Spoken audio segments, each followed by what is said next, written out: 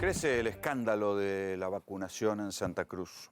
Nosotros les empezamos a contar ayer los vericuetos de esto que se va perfilando y se va repitiendo en diferentes distritos. Y es cómo es posible que si hay que vacunar primero al personal médico, aparezcan los colados, los que tienen diferentes excusas, los que hacen cartonerismo de las vacunas. ¿Qué quiero decir con esto de cartonerismo? Que si por cada frasquito de la vacuna se pueden sacar 5 dosis, citan a 3 personas y ellos se quedan con las otras 2. Y esas 2 van para los privilegiados, los amigos, los protegidos.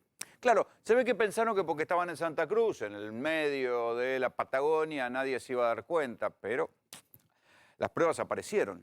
O por lo menos esto es lo que están denunciando en Santa Cruz. Los diputados de la oposición al Frente de Todos en Santa Cruz están presentando una serie de listados que han generado incomodidad incluso en el gobierno de Alicia Kirchner. Hoy el vicegobernador salió a decir, bueno, los que recibieron esta vacuna se harán responsables. Esto fue lo que dijo, palabras más, palabras menos. O sea que es un listado incómodo.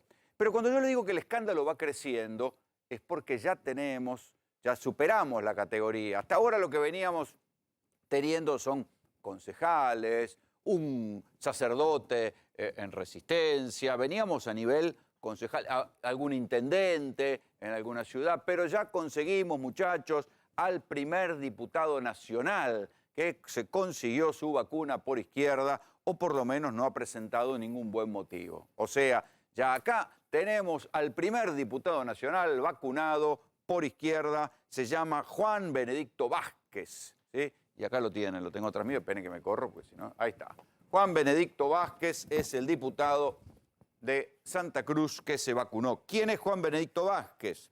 Fue intendente de Gobernador Gregores. Atención con Gobernador Gregores, es una de las localidades donde está habiendo este manejo raro con la vacuna, donde por ahora lo que están haciendo es cortar por lo más delgado, están echando a los directores de los hospitales. ¿Sí? Al director del hospital de Gregores ya le pidieron la renuncia y algo parecido está pasando en la localidad de Las Heras, otra localidad de Santa Cruz, donde también llegaron las vacunas y donde en lugar de vacunar al personal médico se están vacunando los amigos del poder o directamente los políticos. El diputado Juan Benedicto Vázquez, que entonces pasará a la historia de la vacunación anti-COVID como el primero que se vacunó adelantándose en la cola, es un hombre que tiene 54 años, que fue intendente de Gobernador Gregores, ahora es diputado nacional, había sido concejal antes, y 54 años, o sea que no figura en principio en la población de riesgo. Y acá está, la ficha de la vacunación del diputado Juan Benedicto Vázquez, diputado nacional, dice la ficha, 54 años, nació el 20 del 10 de 1966. No figura en la... Dice que se vacunó con la Sputnik, esto es obvio. No figuran datos por el motivo por el cual lo vacunaron. No es personal sanitario, es diputado. Entonces, en principio, no habría ningún motivo para vacunarlo. Intentamos hablar con el gobernador Juan Benedicto Vázquez, no tuvimos suerte, como suele suceder en estos casos. Publican cualquier pelotudez en sus redes sociales, no van a publicar que se vacunaron ni por qué lo hicieron. La vacunación fue entonces, esperen que les digo cuándo fue, esto fue el 4 de febrero de 2021 que el diputado se vacunó. Pero ahí no termina la cosa. Cuando les digo que esto se está poniendo cada vez más divertido o cada vez más triste, es porque hay otros vacunados, ¿sí? Ayer les contábamos la historia del intendente de Las Heras, ¿sí? Otra de las localidades cuestionadas, ¿sí? Que es Federico Botlovic, un hombre de 41 años, que se vacunó y decíamos, bueno, qué sé yo, el intendente, los intendentes aquí, por ejemplo, en la provincia de Buenos Aires, algunos se vacunaron, como para dar el ejemplo, cuando la vacuna Sputnik tenía mala prensa, por aquello de Carrió, de Mirta Legrand y de toda esa gente que decía que la vacuna Sputnik era veneno y era un envenenamiento, ya a esta altura todo eso quedó en el olvido. La verdad que los intendentes podrían predicar con el ejemplo y dejar que se vacunen primero los médicos. Bueno, no, el intendente Federico Gulliver Botlovic Chaparrotti, de 41 años, se vacunó también el 4 de febrero, intendente de Las Heras. Ayer les contábamos también que se había vacunado, ¿quién? su señora, que no es médica, que es jueza de paz. Acá está. Bernardita Soledad Manucci, ¿sí? 38 años la señora, esposa del intendente de Las Heras, jueza de paz, también se vacunó. Se vacunó el chofer del intendente de Las Heras, que tampoco es médico, deducimos. Todo esto además se supo porque había una asamblea de médicos en Las Heras que estaban discutiendo por qué no los vacunaban a ellos. Y entonces, en un sincericidio, el director del hospital dijo en la asamblea, y lo grabaron, y esos audios se viralizaron, dijo, bueno, acá se vacunó el intendente, la esposa, el chofer del intendente.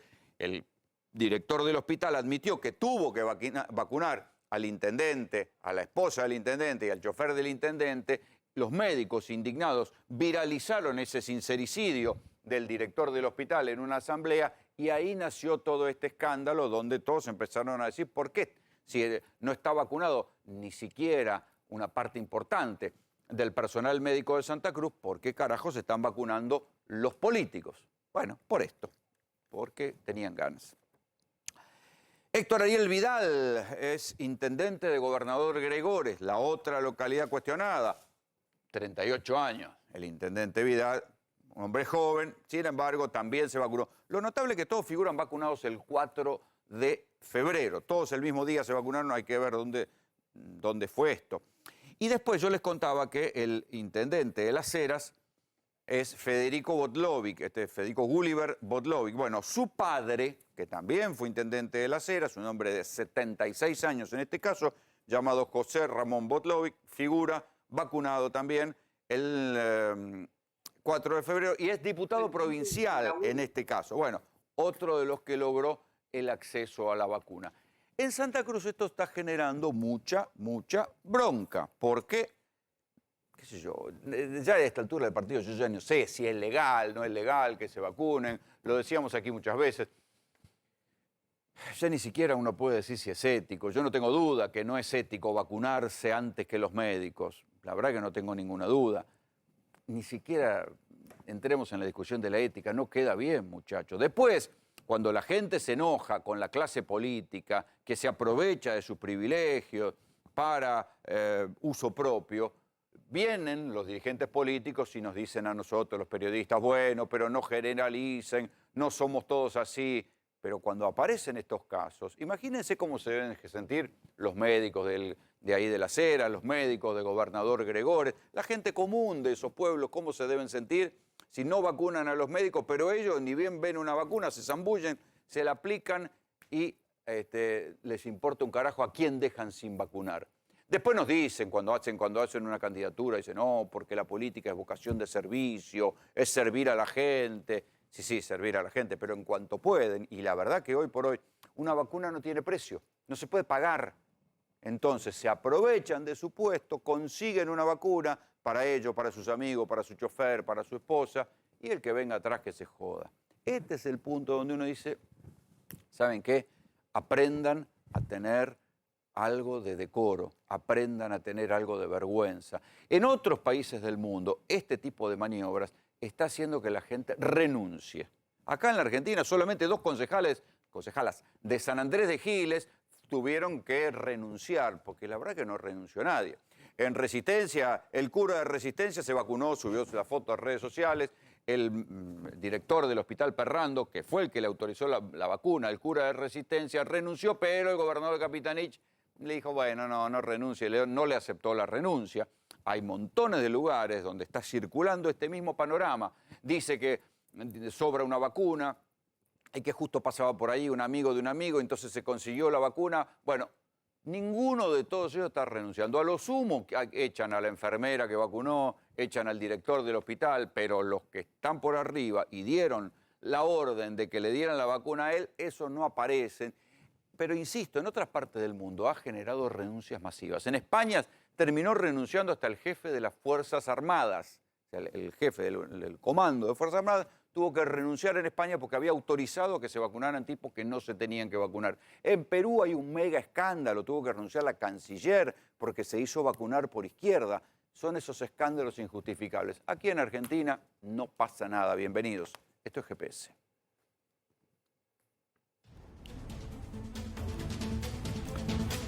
A ver, que tenemos en contacto vía Zoom a Daniel Roquel, es diputado provincial de la Unión Cívica Radical de Santa Cruz. Diputado Graña le habla. ¿Cómo le va? Buenas tardes. ¿Qué tal, Rolando? Muy buenas noches para vos y para toda la audiencia. Bueno, ¿qué son este es el listado oficial o el listado de los vacunados que se fueron conociendo ahí en la provincia? ¿Qué más se sabe ahí de todos los que se consiguieron vacunas?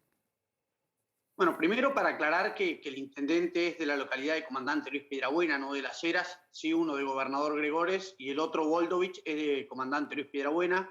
Sí, estas listas son reales, son las listas que se cargan en el sistema SISA de las personas que han vacunado.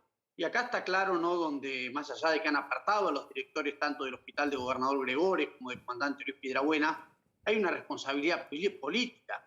Los intendentes no son quienes conducen los destinos de la cartera sanitaria en su localidad. La salud depende de la provincia, la máxima autoridad del Ministerio de Salud de la provincia, el doctor Claudio García, donde trabajaron en coordinación con los distintos municipios, pero después de lo que sucedió y de que trascendiera en los medios locales primero, en los medios nacionales después, de quienes eran la lista de las personas vacunadas, llamó poderosamente la atención como en una localidad como Piedrabuena, donde no vacunaron al 30% del personal de salud, ya se ha vacunado el intendente, ¿Pero qué dicen? Que es la jueza de paz. ¿Qué dicen? ¿Cómo lo justifican? No, silencio absoluto, no han dado ninguna nada dice, o sea, explicación. empecemos por lo básico. Nadie lo desmintió. Ayer le hacían una nota en vivo al diputado nacional Juan Vázquez, y cuando le preguntaron, dijo: se me corta, estoy en viaje, en camino, y se cortó y nunca más volvió a restablecer. Ah, el viejo truco, se me corta la transmisión. Hola. Tal cual. Después, Juan Benedicto, ese es Juan Benedicto Vázquez, ¿no? A ver, espere, diputado, espere, vamos a ordenar un poco las historias, porque mientras voy manoteando las fichas. Juan Benedicto Vázquez es el diputado nacional, ¿sí?, de Frente de Todos, que se vacunó y después, cuando le preguntaron por esto, justo tuvo un oportuno problema de comunicación. Tal cual, ese fue Juan Vázquez, que bueno, que sí está confirmado porque está en la carga en el sistema de que se vacunó, y ayer él dijo no, y después se le cortó la comunicación y nunca más tuvimos noticias realmente, Sí, por lo menos. nosotros lo quisimos llamar y no pudimos, nos interesaría que si nos está viendo, a lo mejor si mejora la comunicación nos pueda llamar, pero bueno. Sí, después yo le pregunto, hay dos personas de apellido Vodlovic, por lo que tengo entendido, uno es el intendente de Las Heras y el otro es un diputado provincial. De Piedrabuena, de Comandante Luis Piedrabuena, sí. Federico Voldovich es de Piedrabuena, perdón.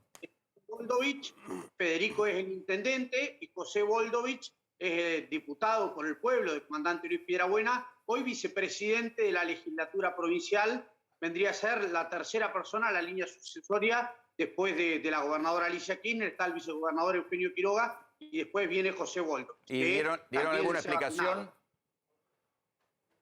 No, absolutamente nada. Por eso te decía, un silencio total. Hubo una movilización en Comandante Luis Piedrabuena hacia la casa del intendente, hacia la casa del presidente del consejo, que también se vacunó. La mujer del intendente, jueza de paz, nombrada Bernardita Manucci, tiene menos de 40 años, Bernardita Manucci, y se ha vacunado también. Sí. Diputado. Y obviamente que esto ha generado muchísima indignación en la comunidad de Piedrabuena. Sí, diputado, ¿cómo le va? Rodrigo Salemi.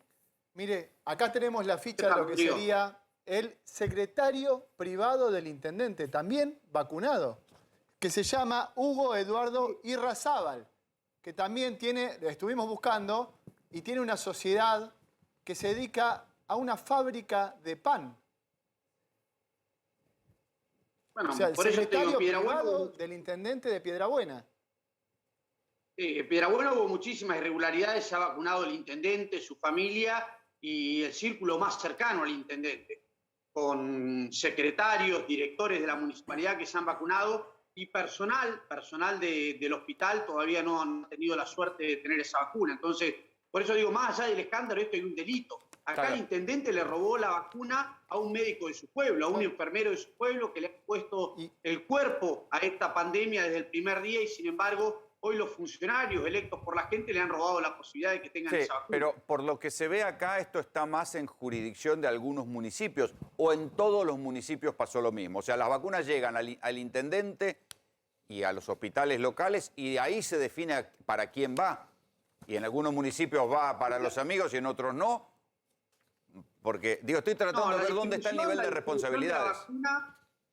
La distribución de la vacuna está a cargo del Ministerio de Salud de la provincia, que ha coordinado en algunos municipios muy chicos. La provincia no tiene tanto personal como para vacunar y coordinó con los municipios para poder hacer este plan de vacunación. Pero estaba claro que era el personal de la salud. En primer lugar, para pasarle unas cifras, la provincia de Santa Cruz tiene cerca de 8.000 empleados relacionados a la salud y han llegado a nuestra provincia 5.000 vacunas. Por ende, ni siquiera se ha terminado de vacunar al personal de salud. Sin embargo, en algunas localidades, aquellos funcionarios, aquellos que tienen una cuota de poder, han podido decidir sobre la salud de las personas, sobre quién se vacuna y quién no. Y bueno, esta es la vergüenza que hoy estamos en todos los medios nacionales por lo que ha pasado tanto en Gobernador Gregores como en Comandante Luis Piedrabuena. Y corríjame si me equivoco, pero hasta donde nosotros logramos reconstruir acá, esto arranca por una asamblea que hubo en un hospital donde un director dijo... Y bueno, tuve que vacunar al intendente, a la esposa y al chofer, y lo grabaron, y eso se viralizó,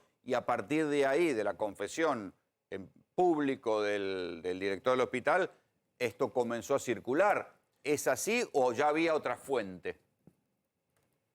No, esto fue así. El director del hospital de Comandante Luis Piedrabuena, Triputi, fue el que en una asamblea, porque había un enojo, un malestar del personal del hospital, porque se habían enterado, habían sido propios enfermeros los que habían vacunado al intendente, a su esposa, a los padres del intendente, y ante este malestar se generó esta asamblea y fue el mismo director que reconoció. Después el director fue apartado de su cargo, desde el ministerio anunciaron que se iba a hacer un sumario y una investigación, pero lo que no podemos dejar, miren, acá en esta provincia, la luz, el agua lo da una empresa estatal que se llama Servicios Públicos. El presidente de Servicios Públicos, en su momento Nicolás Michudi, apenas comenzaba la cuarentena, hizo un asado con unos amigos y estuvieron todos festejando cuando estábamos en aislamiento. Bueno, fue desplazado y fue pedida la renuncia después de que también la oposición se manifestó acerca de esto, fue pedida la renuncia y a las 24 horas lo habían desplazado del cargo. Bueno, hoy hay una jueza de paz que fue vacunada conociendo la resolución ministerial del Ministerio de Salud de la Nación que establecía los protocolos y a quienes se debían vacunar. Sí, diputado. Estaba claro que ahí no estaban ni los políticos ni los funcionarios en esa prioridad. Diputado, parte de esta asamblea se da en el momento donde fallece una persona porque se había comenzado la vacunación en Comandante Luis Piedrabuena, se había comenzado la vacunación en un centro de personas de la tercera edad. Fallece una persona de 84 años justamente por esta enfermedad y ahí es donde empiezan a preguntarse por qué no habían llegado las vacunas a este tipo de personas, ya que la provincia de Santa Cruz había anunciado que iba a comenzar la campaña de vacunación en mayores de 70 años. ¿Sí? ¿Usted tiene esta información también? Mirá, sé que el primer conflicto se da en este hogar de adultos mayores, sí que también se vacunó en este hogar de adultos mayores. Hay personal del hospital que están trabajando, hay personal que es municipal y que también atiende a los adultos mayores, por esto que te decía, que a veces por ahí la provincia no tiene todo el personal en algunos municipios chicos y en esto se trabaja coordinadamente. Bueno, acá falló la coordinación, obviamente que a las personas adultas mayores de ese hogar no se las vacunó, se empezaron a vacunar a la cúpula política de la comunidad de Comandante Luis Piedrabuena y después, bueno, una vez que estos audios trascendieron, bueno, ya creo que no lo pudieron tapar y por eso salió un comunicado del Ministerio de Salud y Ambiente de la provincia diciendo que iban a desplazar de los cargos a los directores tanto del Hospital de Gobernador Gregores como de Piedrabuena para que se hagan las investigaciones correspondientes. Diputado, le agradecemos mucho el contacto. No, por favor, muchísimas gracias a ustedes y saludos a toda la teleaudiencia. Y de Santa Cruz nos vamos a Chivilcoy porque también acá hay un bypass de vacunas, hay vacunas por izquierda porque hay un montón de jóvenes de 18, 20 años que terminaron vacunados y esto motivó la protesta del intendente de Chivilcoy, que es Guillermo Britos, que lo tengo vía Zoom. Intendente Graña le habla, buenas noches, ¿cómo le va? Hola Rolando, buenas noches, un saludo para todo el equipo. ¿Cómo Bueno, andan? cuéntenos qué pasó. No es que me enojé yo, se enojó la comunidad, digamos, cuando empezaron a ver todas las fotos de chicos de 18, 19, 20 años vacunados, hubo una gran protesta por las redes sociales, que bueno, claramente hay mucha gente, como decían recién, docentes que empiezan las clases en unos días, adultos mayores que afortunadamente mañana se empiezan a vacunar en Chivilcoy, esto es una buena noticia. Mañana empieza la vacunación para adultos mayores de 70 años y también para docentes que van a empezar las clases en unos días que tienen factores de riesgo. Bueno, por supuesto, cuando vieron estos jóvenes que se vacunaban, se enojaron mucho, empezó una protesta por las redes sociales que tuvo gran trascendencia. Y bueno, y la directora de región sanitaria, que es la responsable del tema, la responsable de generar los turnos y de enviar el listado de quién se tiene que vacunar en nuestro hospital municipal, no tuvo mejor idea que responsabilizar a la dirección del hospital y al vacunatorio, ¿no? Cuando claramente... Pero, espere, vamos por partes. ¿Estos jóvenes son personal sanitario? No, pero sí están becados por la zona sanitaria para trabajar en el plan de vacunación. O sea que yo te escuché en la presentación y claramente esto entra dentro de lo no ético, digamos. Está bien, posiblemente... O por lo menos no es estético, no queda bien. No ético, no es ético. Sí, tenés razón. Claramente no se tendrían que haber vacunado porque primero están los docentes, primero está el personal de seguridad, primero está el personal de desarrollo social, que hace 11 meses le está llevando comida a la gente contagiada y aislada cuando no tienen qué comer y van a las casas de los contagiados, digamos. Entonces me parece que hay mucha gente para vacunarse antes que ellos. Pero aclaro esto, o sea, porque hubo una nota donde me dicen que yo hago responsable de esto al ministro Ginés González García, al ministro Golyán, y nada que ver, o sea, acá hay una responsable clara que es la zona sanitaria 10ª, que es donde se generan los turnos, y que si bien depende del Ministerio de Salud, por supuesto que uno cuando es ministro no puede estar arriba de todas las zonas sanitarias. Y el personal que se vacunó es personal que va a trabajar en la vacunación en el futuro, sí, cuando lleguen los además, millones de vacunas. lo que pasa es que hay un sistema descentralizado. Lo mismo discutíamos recién en Santa Cruz. Si hay un sistema descentralizado y el Ministerio de Salud de una provincia le dice a la intendencia, usted vacune a quien tiene que vacunar en este lugar, y una vez que agarran la vacuna y la reparten para los amigos y los familiares, ya ahí hay una responsabilidad a ese nivel bien clara. Después puede haber una responsabilidad política, pero bueno, si hubo una decisión de dárselo a los intendentes, se supone que los intendentes son responsables. Del mismo modo, si hubo una decisión de dárselo a una organización, institución o administración que se llama región sanitaria, tiene que haber un responsable de lo que están haciendo. Totalmente. Acá, bueno, hubo un pedido del gobernador en su momento que los intendentes nos vacunemos. La verdad es que yo decidí no vacunarme, porque si bien yo tengo más edad que los intendentes que se vacunaron en Santa Cruz, yo tengo 56 años, pero creo que hay mucha gente que se tiene que vacunar antes que los intendentes. Me parece que todos estamos en riesgo. Los que atendemos gente estamos en riesgo, los que andamos en la calle estamos en riesgo, pero mucho más en riesgo están los docentes que van a atender dentro de unos días un montón de gente. Está el personal de salud, por supuesto, que está antes que todos, y que acá ya se vacunaron 1.200 efectores de salud en Chivilcoy. O sea que la vacunación venía muy bien en Chivilcoy, la verdad es que hemos trabajado en conjunto con el Ministerio de Salud. Yo soy de otro espacio, ustedes ya hemos hecho notas. Yo soy del grupo de intendentes independientes, no tengo nada que ver con el Frente de Todos y tampoco con Cambiemos, pero me parece que hay mucha gente que tiene que vacunarse antes que nosotros. Britos, ¿qué tal? Buenas noches. Le hago una consulta. Siempre hay un rechequeo, he tenido oportunidad de recorrer alguna municipalidad y algún hospital municipal donde se está vacunando. Siempre hay un rechequeo por parte de los municipios de las personas que se van a vacunar. ¿Ustedes tienen esta oportunidad de chequear y rechequear a las personas justamente para que no se pierdan las dosis? Justamente, dos temas. Eso de que sobra una dosis es imposible que nadie te lo diga, porque todos tenemos un listado de suplentes al cual llamar cuando alguien que le tocaba el turno ese día está de viaje, a último momento decidió no vacunarse y puede pasar, porque esto es voluntario, digamos. Hay un listado para llamar que tiene que ser de trabajadores esenciales. O sea, el que te dice, vacuné a mi mujer, a mi chofer, a mi hermano, porque sobraba una vacuna, es mentira. Pero es que eso en todas partes del mundo ya se descubrió que era un viejo truco, que es un truco. Bueno, por eso, digo, en España dijeron lo mismo, en Perú dijeron lo mismo, ya está. Y claro, todos los que quisieron aplicar ese truco tuvieron que renunciar.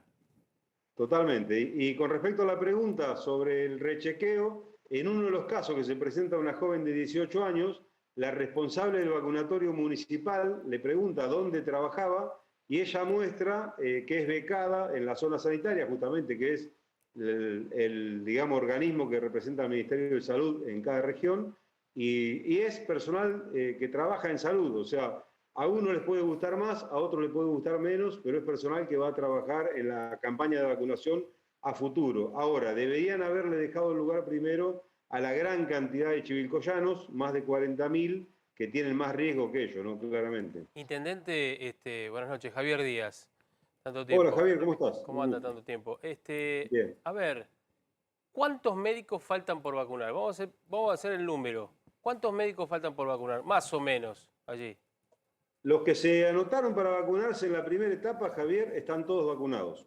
Sí. Hubo alrededor de 200 empleados de salud, no médicos, porque no son todos médicos, que en la primera etapa decidieron no vacunarse y que ahora se anotaron en la turnera y que los estamos vacunando. Pero acá no faltan vacunas para el personal de salud. Afortunadamente, hemos estado en contacto con Nicolás Crepla, con Leticia Seriani, con los responsables de vacunación del Ministerio de Salud, y la verdad es que nos han respondido. ¿Y a cuántos abuelos faltan vacunar? Vamos por la otra. Todos. Bueno, entonces, empiezan mañana, o sea, el viejo truco. por eso estoy reafirmando lo que acaba de decir hace un rato. Digo, no, en esto de los pibes de 18, que no tienen la culpa. Para mí, no. O hay una situación rara en la cual hay privilegios, pero digamos, los adultos mayores, que son los que más necesitan, los que tienen algún tipo de enfermedad, que son los que más riesgo tienen, se llega a morir alguno de ellos, ¿y qué puede pasar allí? Bueno, coincido plenamente. Como pasó en Santa Cruz, acá cuando empezó esto, los médicos de terapia me llamaban y me decían, escuchá, me están vacunando chicos que van a participar de la vacunación y yo todavía no estoy vacunado. Y claramente no hay respuesta para eso. O sea, la respuesta fue, hablé por teléfono con el viceministro, que le agradezco, me atendió, resolvió el problema, porque de ahí para adelante, ahora si viene otro chico de 20 años a vacunarse, ya el responsable de vacunación del hospital tiene la orden de decirle no, tenés que esperar tu turno, y esto es gracias a la intervención del viceministro Crepla, que le agradezco, porque la verdad es que así hay que trabajar, o sea, acá hay que dejar de lado partidismo. Y sobre todo, intendente, no dejar que la vieja costumbre nacional de adelantarse en la cola, en este caso, otra vez no se vuelva a repetir. Le agradecemos mucho el contacto. Gracias a ustedes, un abrazo. La pobreza en la Argentina ha tomado vuelo otra vez. La discusión es compleja, ya sabemos lo que pasó en los tiempos de Macri, los niveles de caída económica. Macri se va con un 40% de pobreza, después de haber prometido pobreza cero y otras ilusiones. Pero después vino la pandemia y la pobreza volvió a aumentar y hoy por hoy ya no se sabe exactamente cuál es el nivel de la pobreza. Los propios funcionarios, aquí lo dijo el ministro de Desarrollo Social, aun cuando la soja volara, aun cuando la economía tradicional de la Argentina le fuera muy bien, el núcleo duro ese de pobreza no bajaría del 25-30%. ¿Y qué se hace con esa gente? ¿Es viable un país con esos niveles de pobreza? Solamente hay que dejar que la economía rebote y que la gente se quede sumergida en la pobreza. Y la pobreza no es solamente la estadística que viene de la UCA o que viene del INDEC, sino que son postales que uno ve día a día en Capital, en conurbano. En Capital la ve con esto que van a ver ahora, los campamentos urbanos de cartoneros que vienen a la ciudad y se quedan porque no tienen plata para ir y volver. Les rinde más quedarse durmiendo en las calles de la ciudad de Buenos Aires. En el conurbano, lo que ya sabemos, las villas y toda esa situación de imposibilidad de manejar y de encontrar, pasan los años, nadie encuentra una política inteligente para aplicar. Vamos a discutir de todo esto con Juan Grabois, pero antes, esto que yo les contaba, las postales de pobreza que avanzan sobre la ciudad.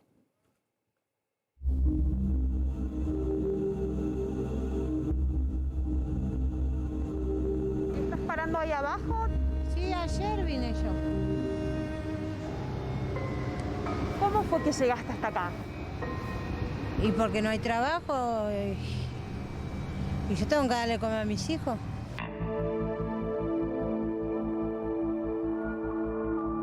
¿Y ese nylon lo usas para qué? Para tapar así como está así, para que no se mojen los colchones. ¿De dónde sacaron estos nylon? Y lo encontramos en la calle, porque otro lado no te lo van a dar.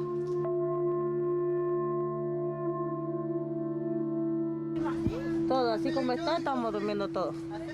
Ahí embarazada, hay chicos, todo. ¿De dónde son? Del Jawel. Después vienen aquellos son de Quilmes, otros son de Solano, otros son de Varela. ¿Entendés? Hay muchos lados. Esta es mi casa. ¿La desinfectás, la cuidás del coronavirus? Acá no hay infestación.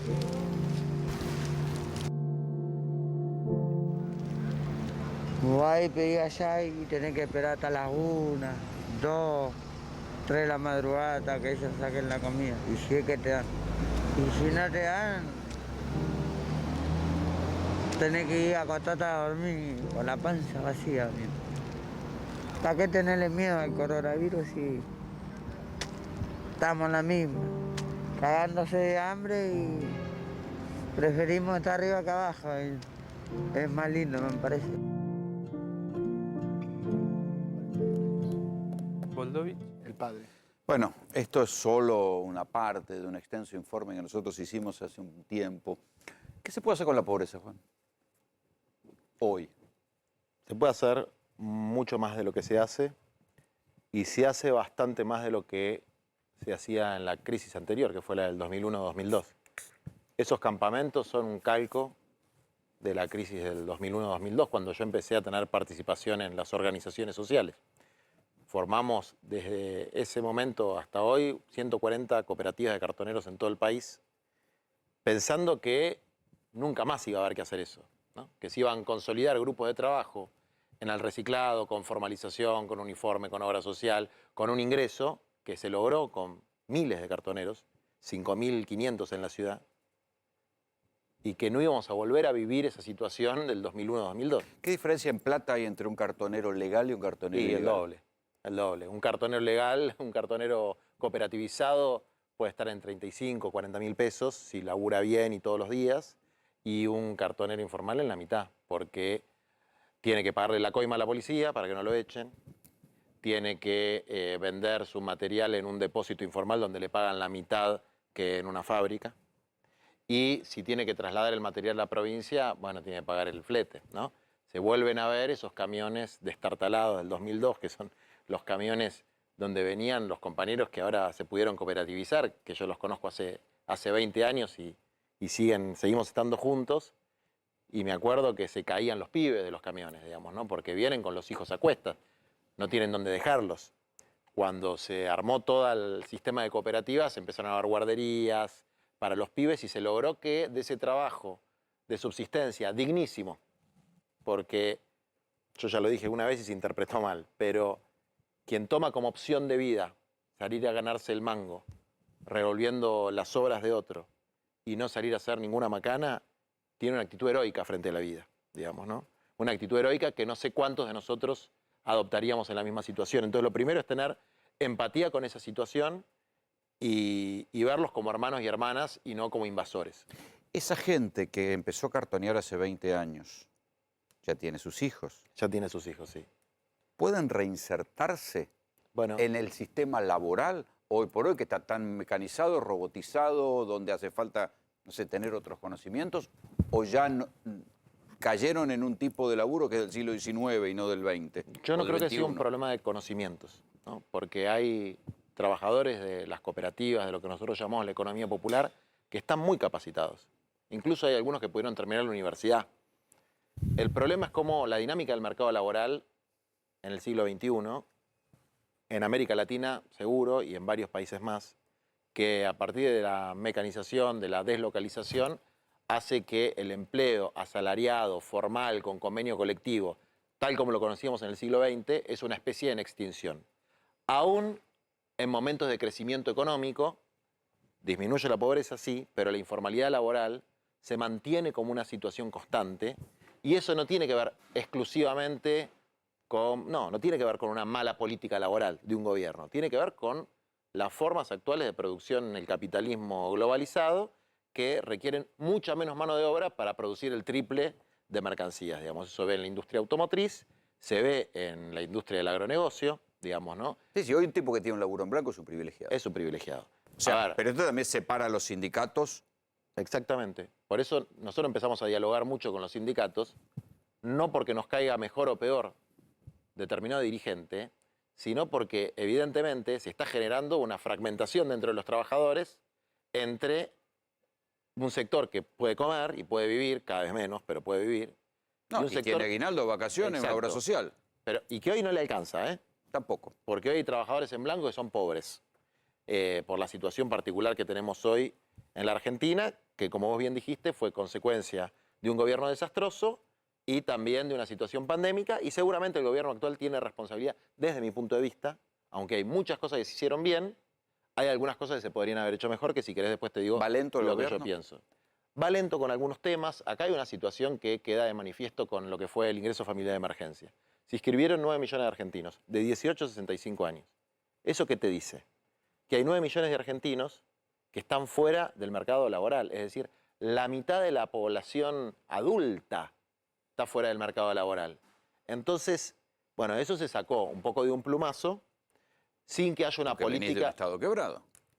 Atrás tenés un Porque estado venís quebrado. de un estado quebrado y porque todavía hay una situación injusta en términos de redistribución de la riqueza e injusta en términos de una perspectiva, una proyección de, como vos bien decías, qué pueden hacer para tener más derechos, para tener más dignidad y para ser útiles al conjunto ese Pero sector. ahí vamos, digo, los derechos cuestan plata.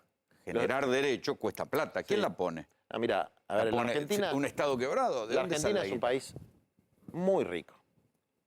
La Argentina es un país muy rico. En la Argentina... Cada vez más pobre.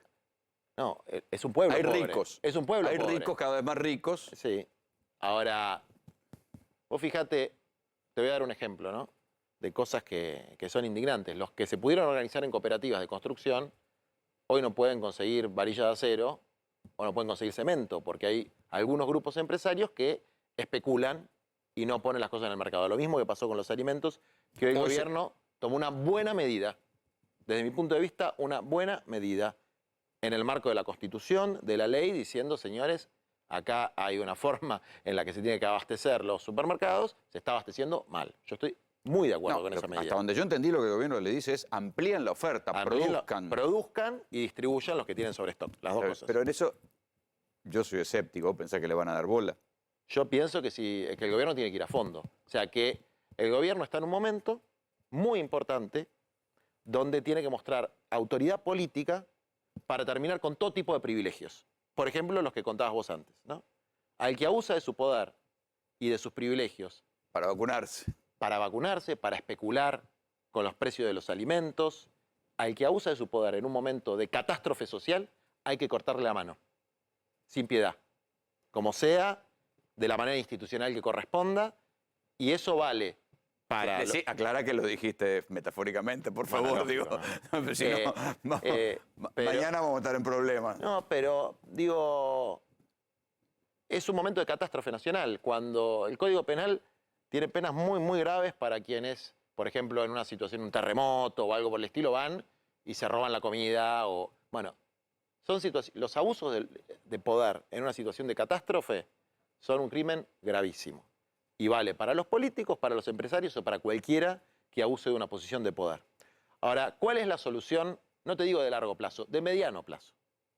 Primero, asumir que hay una dinámica en el mercado laboral y en el mercado inmobiliario que descarta personas, que descarta a estos pibes, a estas pibas, a estas familias que estamos viendo en la televisión ahora, que los descarta de la posibilidad de trabajar y de tener un terrenito de 200 metros Pero cuadrados. yo estoy de acuerdo con el diagnóstico, pero Sí. eso es fácil de gestionar cuando se llega al Estado. Digo, vamos a otro tema que vos conocés bien, los barrios populares. Sí. Hay funcionarios tuyos. No son míos, eso es como una simplificación. O sea, yo Bueno. no tengo la propiedad privada de ningún No, ser humano. yo sé, ni bueno, de los pero- cartoneros, ni de Pero los son funcionarios. funcionarios de tu espacio. Hay personas a las que yo le tengo mucha confianza. Que estaban en el Ministerio de Vivienda, pasaron a Desarrollo Social. Sí. No pasó nada con el barrio popular. Bueno, hay 80 obras iniciadas. Igual Pero es una aspirina no, no, contra se el necesitan cáncer. 4.500. Hay 4.500 barrios populares. Exacto. Para urbanizarlos se necesitan 20.000 millones de dólares. ¿Se puede hacer? Sí. En un plan de 8 años se puede hacer. Ahora hay que tener una planificación. Eso genera unos 500.000 puestos de trabajo. Y el dinero. Y el dinero. Pero el tema del dinero, la Argentina produce una riqueza. Pero es un país sin crédito este. ¿De dónde sacar la plata? No te creas que están sin crédito. A Macri le dieron 40.000 millones de dólares. Bueno, ¿eh? pues ya está. Y bueno, está Otra bien. época.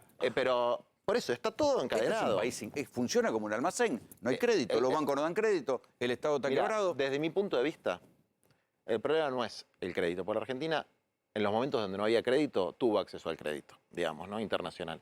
El problema es que hay una matriz tributaria y distributiva muy injusta. Digamos, acá, por ejemplo, los tucumanos, los cartoneros tucumanos, te pagan la tarifa de luz y de agua a vos y a mí, digamos, que somos, vos eras porteño, me imagino. Sí, sí. Yo soy bonaerense. ¿Por qué? Porque vos tenés subsidiada la tarifa de luz y de gas. Y pagás mucho más barato que los pobres de Tucumán. Bueno, hay una injusticia muy grande ahí. Bueno, sí, los que tienen garrafa pagan más caro el gas que los que tienen gas de red. Desde luego. Entonces, cuando no hay salida, digamos, se generan situaciones destructivas como estas que vemos. Ahora hay salida. Nuestra Argentina, escasez de tierra no tiene, por ejemplo. No. No tenemos un problema de escasez de tierra. ¿Cómo puede ser que no podamos hacer 500.000 lotes? ¿Cómo puede ser que no hay...? Bueno, estamos de acuerdo, pero no lo hacen los intendentes, no lo hacen los gobernadores, no lo hace el Estado Nacional. hay que empujar. Hay que empujar para que eso pase. Porque si eso no pasa, y esto es otra cosa con la que se enojan conmigo, hay un problema de... no es de sociología ni de criminología, es de física. Si acá estamos en una casita de 2x2 y somos 8, no entramos más. Cuando somos 10, hay 2 que se van a algún lado. O se van a la calle o se van a tomar un terreno. No hay otra opción. Eso no importa si a mí me gusta, no me gusta, si estoy de acuerdo, si me parece ético o no ético. No importa, pasa igual. Entonces, Está bien, pero ahí es donde uno dice, sí. muchas villas nacieron con guiños políticos, con guiños de puntero andá y tomalo, con guiños de narcos. Todo eso es cierto.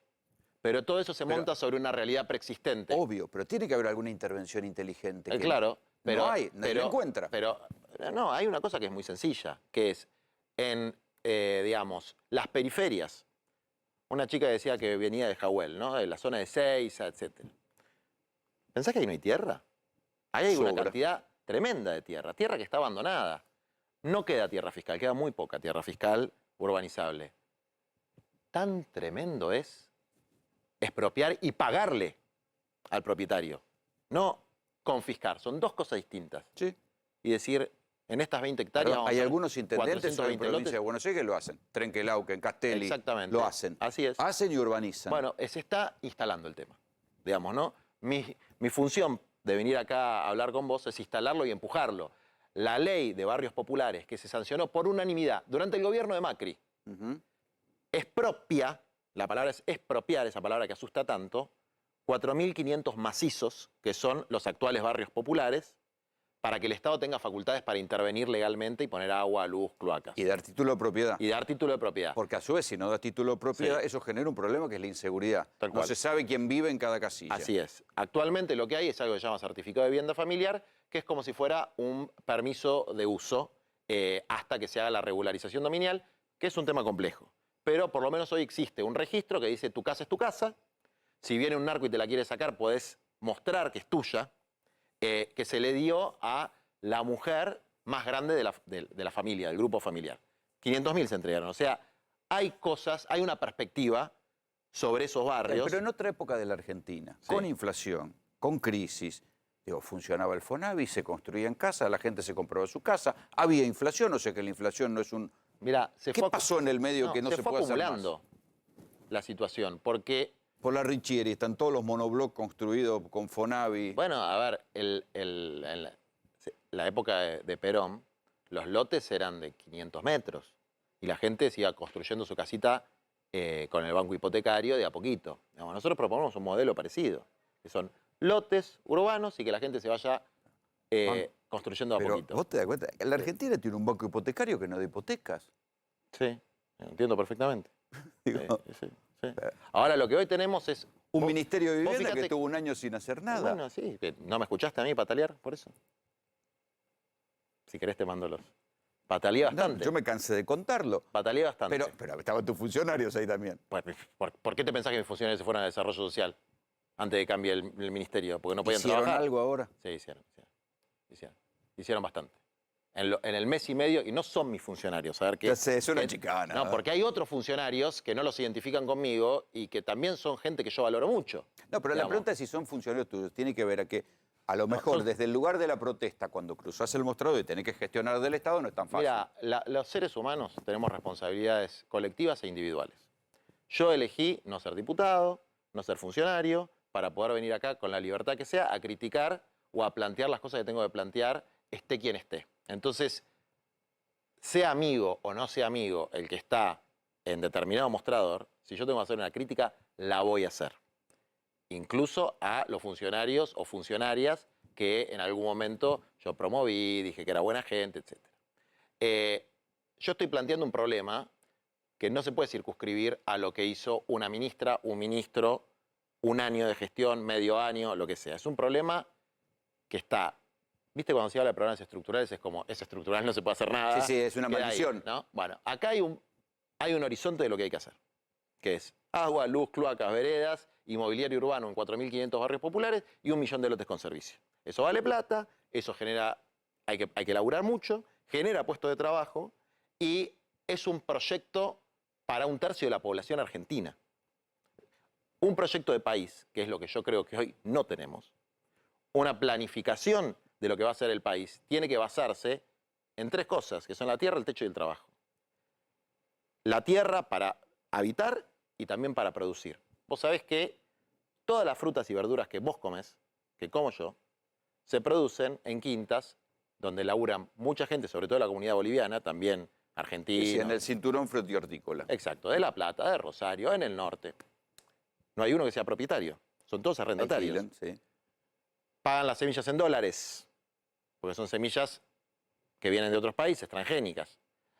Porque no tienen posibilidad de cultivar semillas criollas, porque no tienen tiempos para producir, porque alquilan y no tienen regulados sus alquileres. Estamos hablando de miles de familias que hoy se movilizaron por una cuestión de inseguridad en el cinturón frutihortícola, que violaron a una piba y para pedir las luminarias de donde laburan. Están totalmente invisibilizados, ¿eh? Viven en taperas. Pero cuando uno... Sí, muchas veces con situaciones de trabajo infantil. Desde luego, toda la familia. Como ves ahí, en la televisión. Sí, lo conozco porque he estado ahí. Bueno, ahora, eso, cuando está invisibilizado, cuando la gente no puede tener acceso a tener su propia tierra y pagarla con lo que paga el alquiler, genera estas situaciones totalmente destructivas, que además encarecen los alimentos, etc. Hay que tocar intereses para resolver estas situaciones. Hay que tocar intereses. ¿Y vos lo ves al gobierno dispuesto a hacerlo? Yo sé lo que pienso yo que hay que hacer. Y lo trato de transmitir. Y a la gente que me escucha dentro del gobierno, fuera del gobierno, le digo, para mí el camino es este. Ahora, acá hay una cancha y unas reglas del juego que nosotros, sobre todo mi generación, no puso. La pusieron otras generaciones. Y nosotros con estas reglas del juego hacemos lo mejor que podemos. Nosotros no elegimos vivir en un país. Yo cuando tenía 17 años ya teníamos 45% de pobreza. Nosotros no elegimos vivir en un país donde tener que organizar comedores comunitarios y cooperativas de cartoneros. Ese es el país que nos dejó la clase política tradicional. Pero es el país que más cree, porque cada vez hay más comedores, cada vez hay más planes, cada vez hay más villas, cada vez más inseguridad. Nosotros lo que estamos... Yo lo que creo que no hay ninguna intervención inteligente y masiva, y que las intervenciones tuyas, digamos, con los cartoneros, son como chiquititas, son chicas, y van de atrás frente a un problema macro. O sea, que es, todo lo que es vos una decís mancha de aceite frente a una cosa no que es el turno de gobernar de mi generación. Nosotros, mis compañeros que pueden estar en el gobierno, etcétera, están acompañando un gobierno de coalición, de una coalición que se formó para derrotar a Macri. Fundamentalmente para derrotar a Macri. Y están haciendo lo mejor que pueden en el contexto Pero en el que Macri ya estamos. no está. Ahora hay que gestionar este quilombo. Es así, estoy de acuerdo. Mi rol es exigirle, reclamarle, tirar la oreja, molestar, tanto al gobierno como a otros poderes, porque hay otros poderes también, para que esto se haga en lo inmediato, pero sobre todo porque además de ser masiva e inteligente, tiene que ser sostenida en el tiempo. Porque las cosas no se resuelven de un día para el otro. Por eso lo de barrios populares es una ley que se sancionó por unanimidad hace 2 años, que ya logró constituir la Es que esta institucionalidad. es la diferencia. Vos pensás que ya se lograron cosas. Y yo digo, si lo hicieron hace 2 años, tienen la guita del dólar solidario y no hicieron casi nada. Se ejecutó. No hay tiempo. Mira, yo la verdad que no tengo ganas de ponerme a defender la gestión de gobierno porque no soy parte, pero se ejecutó el 99.3% del presupuesto del año pasado. Todo el presupuesto se ejecutó. ¿El fondo del dólar solidario? No, porque no se estaba ejecutó? constituido el fideicomiso, porque en la gestión del ministerio anterior, como dice Cristina, no funcionaba. Bueno, cambió de ministerio, en 30 días se constituyó el fideicomiso. Ahora, en este mes ya se ejecutó más o menos la mitad de lo que estaba. Se está elaborando muy bien ahí.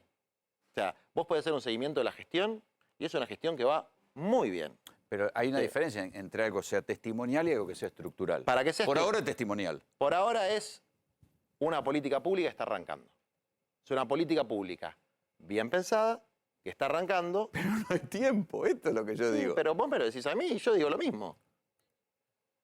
¿Qué crees que te diga? Pero el tiempo corre. Sí. No es que tienen todo el A tiempo mí me del lo vas a mundo y van a explicar. Yo gobernar estoy para todos los días siempre. en los barrios. Vengo de un barrio, digamos. Vivo a una cuadra de una villa. Yo quiero que haya mañana agua, luz, cloaca, etc. Y quisiera que pongan mucha más plata ahí. Y quisiera que los municipios presenten los proyectos ejecutivos donde dice dónde pasa el caño, etcétera, etcétera, y no lo presentan. Ahora, esa pelea... ¿Los municipios frenan la urbanización? No es que la frenan. El Estado está estupidizado. Entonces, los intendentes no tienen equipos técnicos que puedan hacer los proyectos ejecutivos de obra, como se llaman. Porque... No tienen equipo técnico. No los Tienen tienen. funcionarios de años. Bueno, pero no los tienen. No los tienen. Pregúntale a los intendentes si... Ponele, no sé cuánto hay en Chivilcoy, que fue el que hablaste después. Debe haber 8 o 9 barrios populares en Chivilcoy. Preguntale en cuánto tiempo puede hacer los proyectos ejecutivos de obra con el personal que tiene. Digamos, no tienen. El Estado está totalmente degradado en sus capacidades técnicas. Macri ayudó mucho a degradarlo, pero tampoco es que funcionaba bárbaro. No era Disneylandia en 2015. Ahora, Hoy por hoy la agrimensura se hace con satélites, se hace con drones. sí, es así. Ahora, yo lo que te voy a decir, así como un poco para cerrar este tema de los barrios populares, la orientación de la política pública, el marco normativo y la institucionalidad de eso está bien planteado. Los fondos a partir del cambio de ministerio se están ejecutando al ritmo que sea. ¿Alcanza y es al tiempo necesario? No. No alcanza pues se necesita muchísima más plata. Muchísima más plata. Y el tiempo nunca va a alcanzar porque el acumulado de los 4.500 barrios populares es un 12% de la población argentina. Sí. Es un 12% de la Es población que por eso argentina. te digo que es un problema estructural. Ahora, más importante todavía, te diré, es que vos tenés que prever que la gente nace, crece y necesita un lugar para vivir. Ahí tenés la urgencia. Ahí tenés una urgencia absoluta, que es darle un pedacito de tierra a esa gente. Y ahí hay que romper algunos pactos de poder. Pero vos tenés al mismo tiempo esto, tenés este déficit. Tenés Sí. cada vez una mayor demanda de planes sociales sobre el Estado. Sí. Hay un punto donde no hay... Y además tenés un Estado quebrado. Bueno, pero O sea, hay que de algún pensar- lado hay que... Mira, hay una fantasía Así como va, que es no funciona. como la chicana fácil, que es... Bueno, pero hay que crear trabajo en el sector privado y esa es la forma que se va a resolver los problemas. Lamento decir que eso no va a suceder. ¿Por qué? Porque no pasa en ningún lugar del mundo. La informalidad laboral en todo el mundo está creciendo en forma aceleradísima. La tecnificación, la automatización. Entonces, no, pero el sector de servicios, el software, no absorben la mano de obra disponible. Es un dato de la realidad. En toda la literatura especializada esto está planteado en estos términos. Es una característica del capitalismo contemporáneo. El único país que mantiene sus... Sí, que va a haber núcleos privilegiados de trabajadores. Va a haber núcleos cada vez más privilegiados de trabajadores con una periferia de trabajadores precarios tipo Rappi, Uber, etcétera, que tienen un trabajo pero no tienen empleador, digamos, ¿no? Son como empresarios. Sí, quedan ¿no? en una nebulosa. En una nebulosa. Y un tercer anillo de cartoneros, de excluidos, de descartados. Y el valor de los inmuebles, el problema no es solamente nuestros compañeros de los barrios populares. El hijo del doctor, no mi hijo el doctor, el hijo del doctor, no se puede comprar un departamento. Mis alumnos de la Universidad de Buenos Aires, si no heredaron, si no tuvieron la suerte que su viejo tiene un mango y les deje un departamento, no se lo van a poder comprar. Entonces, acá hay que hacer un cambio de naturaleza revolucionaria, no reformitas. Hay que hacer un cambio de naturaleza revolucionaria, que eso implica comprender que si no hay un sistema mixto que combine lo estatal, lo privado y la economía social y popular de una manera planificada, creando nuevas ciudades, estableciendo el valor social de la tierra, que tiene que cumplir una función social, y poniendo las prioridades donde hay que ponerlas, pueden pasar 2, 5, 10 años, pero esto colapsa. Sí, o sigue en un estado De degradación. de cosas que se viven como maldición. La inseguridad, pasan los años y es como una maldición. Nadie le encuentra cómo resolverla. Sí. Las villas de emergencia cada vez son más grandes, se convierten en un fenómeno maldito. Los planes llegaron en el 2001 y hace 20 años que están y cada vez son más. Sí, hay cosas que también hay que comprender que por ahí en la superficie no se ven, pero que existen. Y el fenómeno de la economía popular y el desarrollo de las cooperativas de trabajo no es un fenómeno micro, es un fenómeno que tiene cierta masividad. Testimonial, Juan. Ojalá fuera macro. No, son más o menos 400.000 trabajadores. Es decir, los inversores, la inversión... Menos que un sindicato. Más de todos los puestos de trabajo que creó el macrismo, en sus momentos de creación de puestos de trabajo. Más que grandes anuncios que se hacen de una inversión de 200 millones de dólares que crea 80 puestos de trabajo en una fábrica de motos. Entonces, ahí es el 10% del sector que yo creo que estamos en condiciones de abordar, que son 4 millones. Y son experiencias muy hermosas, muy potentes. Es que sin duda, pero lo que digo que son chiquitas, pocas. Hay que darle escala. Hay que darle escala a eso. Y vos fíjate que eso se ve poco, ¿no? El trabajo, por ejemplo, en la agroecología, que hay más o menos 60.000 trabajadores de agricultura familiar que están trabajando en agroecología. El trabajo del reciclado, de estas 100 y pico de cooperativas que yo te digo. El trabajo de las cooperativas... Es que esas son las cooperativas que laburan. De urbanización. Hay mucha crítica y mucha denuncia de cooperativa que arma un puntero para que le den la guita, la reparte y no labura nadie. Bueno, también hay mucha crítica de empresas que hacen un chanta. Obvio. Entonces, yo te estoy hablando de lo que es de verdad, de lo que es genuino, digamos, ¿no? Porque hay cosas que son genuinas, hay cosas que son disruptivas en su planteo, que son eficientes desde el punto de vista económico, es decir, que tienen poco costo. Te voy a dar un ejemplo de algo que está vinculado al tema de la inseguridad. Nosotros formamos cooperativas de liberados, se llaman, ¿no? Hay 700 pibes y pibas, hombres y mujeres, también gente grande, que salió de los penales. No sé qué hizo dentro del penal, no me importa. Salió del penal. Si no entraba en la cooperativa... Volvían a chorear. No había ninguna posibilidad de que no choreen. Claro. La inseguridad en la Argentina se explica por la reincidencia. Obvio. El 70% de los delitos los cometen reincidentes. Cuando alguien sale de un penal, haya hecho lo que haya hecho, no tiene ninguna posibilidad de inserción si no hay una organización social que lo contenga, porque el Estado no tiene protocolos de reinserción. Conozco bien la experiencia de las cooperativas del SEAMSE, que es eso. La gente que sale de la cárcel de José León Suárez, muchos terminan laburando en las cooperativas de reciclado. No tiene ninguna posibilidad de entrar en otro lugar. ¿Sabes cuánta reincidencia tenemos? 0. 0 en 700 casos, todo documentado. ¿No sería un buen modelo para implementar? Sí. Si yo lo hablo con el gobierno, que tengo diálogo, y muy bueno, ¿están de acuerdo? Sí. Ahora, después hay un Estado que está desguazado y que ha perdido sus capacidades operativas. Me parece un poco ingenuo. Te dicen sí y después le llaman y dicen no le dé bola. Mira, no creo que sea así. No, la verdad, no lo creo, digamos. Porque ¿Es solo la burocracia? No es solamente un problema de burocracia, es un problema de que el Estado ha perdido su capacidad de hacer en un montón de aspectos. Pero se gasta un montón de guita en eso, en ese Estado. Se gasta más guita de la que se tendría que gastar, el gasto es ineficiente, estoy de acuerdo. El gasto no es grande, es ineficiente. Sí. Tendría que haber más gasto público, pero más eficiente. Y eso hay que corregirlo. Ya, pero pasa el tiempo. Por eso, está bien. Y un día el péndulo va para el otro lado y se acaba el tiempo. No me lo digas, eso es lo que digo yo todo el tiempo. Mecha corta, tic-tac, tic-tac. Hay que ver si se toma conciencia. Yo creo mucho en mi generación, que incluye a varios otros que no son de mi espacio. Digamos, yo creo que este gobierno puede llegar a un límite de hacer algunas cosas, dejar algunos mojones, en el mejor de los casos, y contener la situación más o menos como está, y que después tiene que venir una topadora. Una topadora buena. Diagnóstico, yo creo que después de esto viene el ajuste, no la topadora buena. No, si viene el ajuste... Si viene el ajuste no hay gobernabilidad posible en Argentina, digamos. O sea, estamos al límite. Peor que esto no hay gobernabilidad posible en Argentina.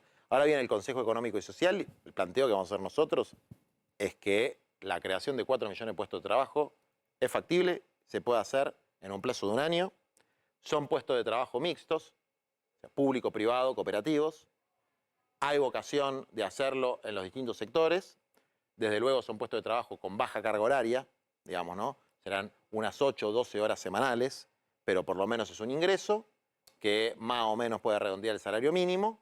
Y, pero hay que hacer que eso no sea empleo público porque el presupuesto está tan cargado. bueno, pero escúchame, yo estoy diciendo una propuesta. ¿Vos tenés una mejor?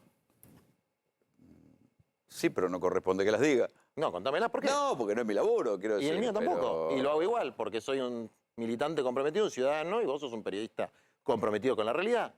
¿Cuál es la idea Lo tuya? primero que hay que hacer es reformar el sistema financiero para que la plata que el Estado paga en LELIC se dé vuelta y sea un crédito productivo. Estamos de acuerdo, ahí tenés un elemento.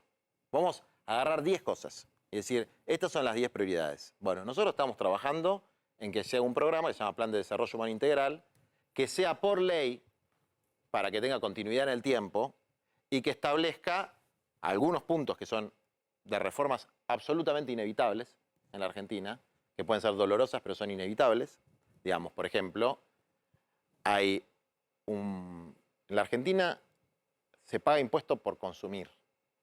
Sí. Ese es el impuesto a la pobreza. ¿no? Impuestos que llegaron y nunca se fueron. Está bien, pero el de consumir es el impuesto a la IVA, pobreza. sí. Pero a las riquezas se puso un impuestito ahí chiquito, chiquitito. Fue un tremendo escándalo. Al impuesto al patrimonio. Entonces, hay algunos que quisieran vivir como en Suecia, pero no quieren pagar impuestos como en Suecia. Bueno, hay un problema de redistribución de la riqueza. Grave. Después hay otro tema que es pensar afuera de la caja. Es decir, hay cosas que son soluciones novedosas y alternativas que hay que tener en cuenta. Sí. No vamos a poder vivir todos como el paradigma de la clase media de Miami. Pero en esta lógica de tic-tac, que corre el tiempo de la bomba, Sí. ahora que se murió Menem, muchos revisamos esos años del menemismo, y lo que yo vi es que el gobierno de Alfonsín era un gobierno bien intencionado, que chocó contra la pared porque no entendió unas cuantas cosas.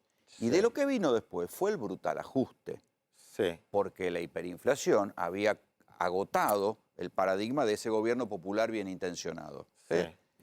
Entonces, si esto sale mal, lo que va a venir es el ajuste porque el péndulo va para el otro Cuando lado. hay una crisis siempre hay dos salidas, ¿no? Para usar un término muy vulgar.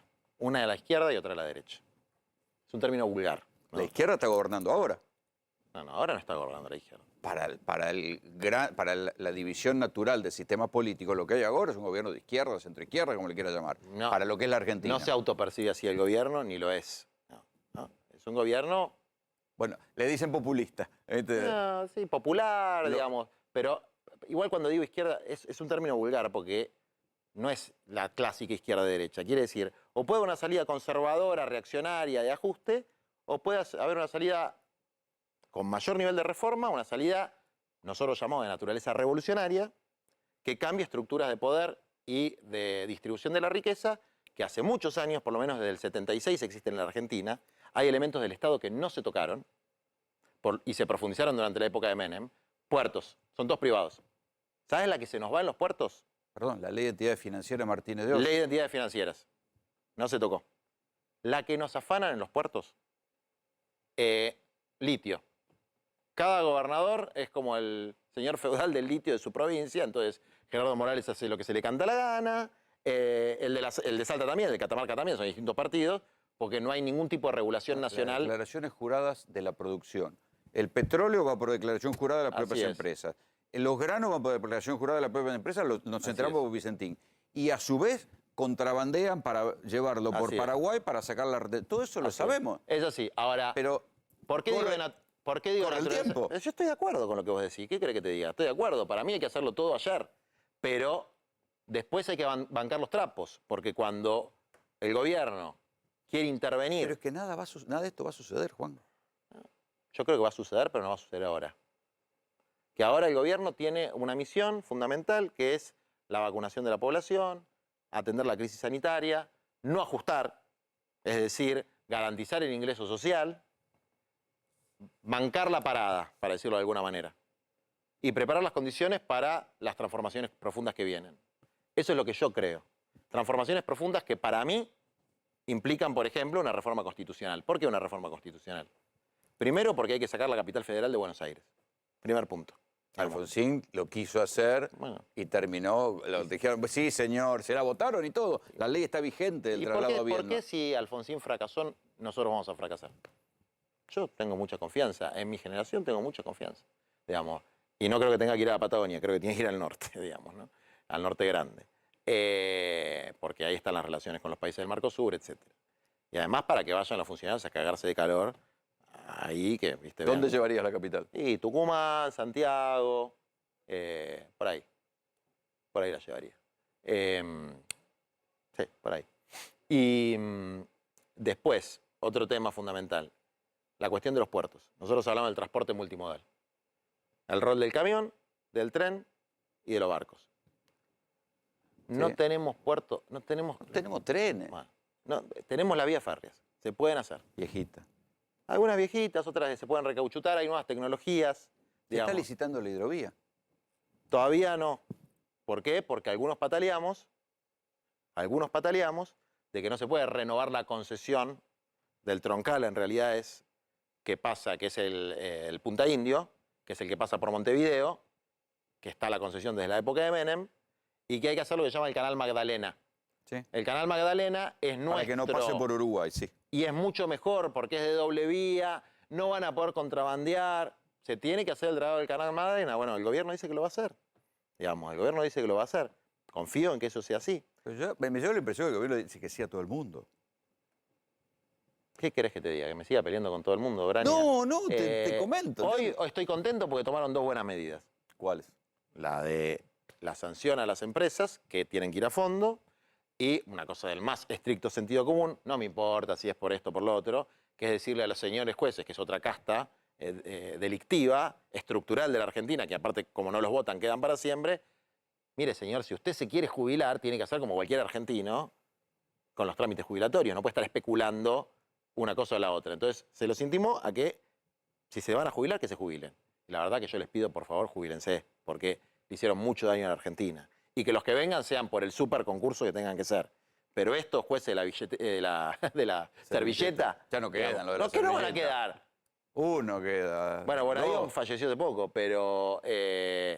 no. Esa mafieta de Comodoro Pi es estructural, está hace un montón de tiempo y la maneja el mismo sector que la manejó siempre. Sí, sí. No, es que todo eso lo sabemos. Lo que pasa es que yo creo que ahí el punto de si el disenso gobierno lo va a hacer. es que no es tu gobierno. Para lo que vos decís, No, nosotros lo no decimos es tu así, gobierno. no es nuestro turno. Nosotros somos Sos una minoría disidente dentro del gobierno. un acompañamiento crítico dentro de una coalición donde hay cosas que estamos muy contentos, que es haberlo sacado a Macri. Otras cosas que estamos muy contentos es que se haya negociado no solamente con los norteamericanos, sino multipolarmente la cuestión de la vacuna y que ahora tengamos varias. O sea, hubo cambios y hubo cosas que son mejores. Y hay perspectiva de cosas mejores. Pero, desde luego, no es lo que nosotros aspiramos. Digamos, a mí cuando fue lo de Vicentín, me puse muy contento, porque creo que eso es una necesidad.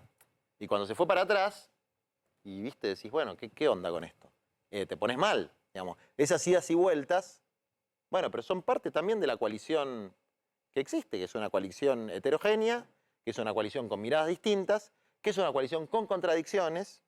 A mí la impresión que me da es que es un gobierno que no asume que está gobernando en una crisis tremenda y que asume o piensa que está gobernando un país estable, como si fuera un país europeo, donde hay tiempo para hacer reformas de largo plazo y por consenso que no van a suceder. Bueno, ahí yo estaría de acuerdo con el tema de los superconsensos y las mesas de diálogo y todo eso, que para mí no sirven absolutamente para nada, porque con los factores de poder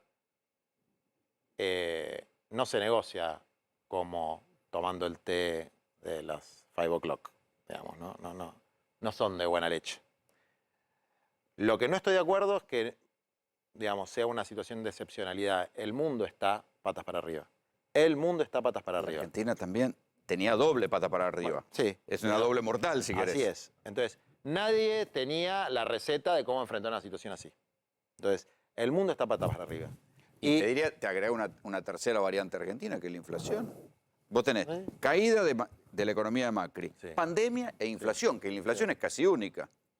en la Sí, Argentina. pero- Y no parece que a nadie le importe Por demasiado. eso, hay una situación tremenda en la Argentina y en el resto del mundo porque hay una crisis del paradigma en el que estamos viviendo, que es lo que el Papa Francisco llama el paradigma tecnocrático, donde no gobierna la política, gobierna el dinero. Y la política administra los quilombos. Las crisis. Administrar Administra las crisis. Bueno, es un paradigma que hay que cambiar. Ahora, como administrador de crisis, prefiero 1.000.000 de veces a Alberto que a Macri. 1.000.000 de veces a Alberto que a Macri. Pero el turno cava. Está bien, pero sí, todo lo que vos digas es cierto, pero yo sigo prefiriendo esto que lo otro, digamos, ¿sí? Frente a la crítica gorila y destructiva del gobierno, me pongo del lado del gobierno. Y frente a la necesidad del pueblo, me pongo del lado del pueblo. ¿Cuál es tu límite de alianza con el gobierno? ¿Cuándo podrías romper?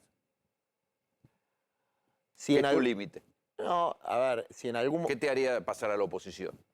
que el gobierno tenga una política de distribución regresiva del ingreso, es decir, Un ajuste.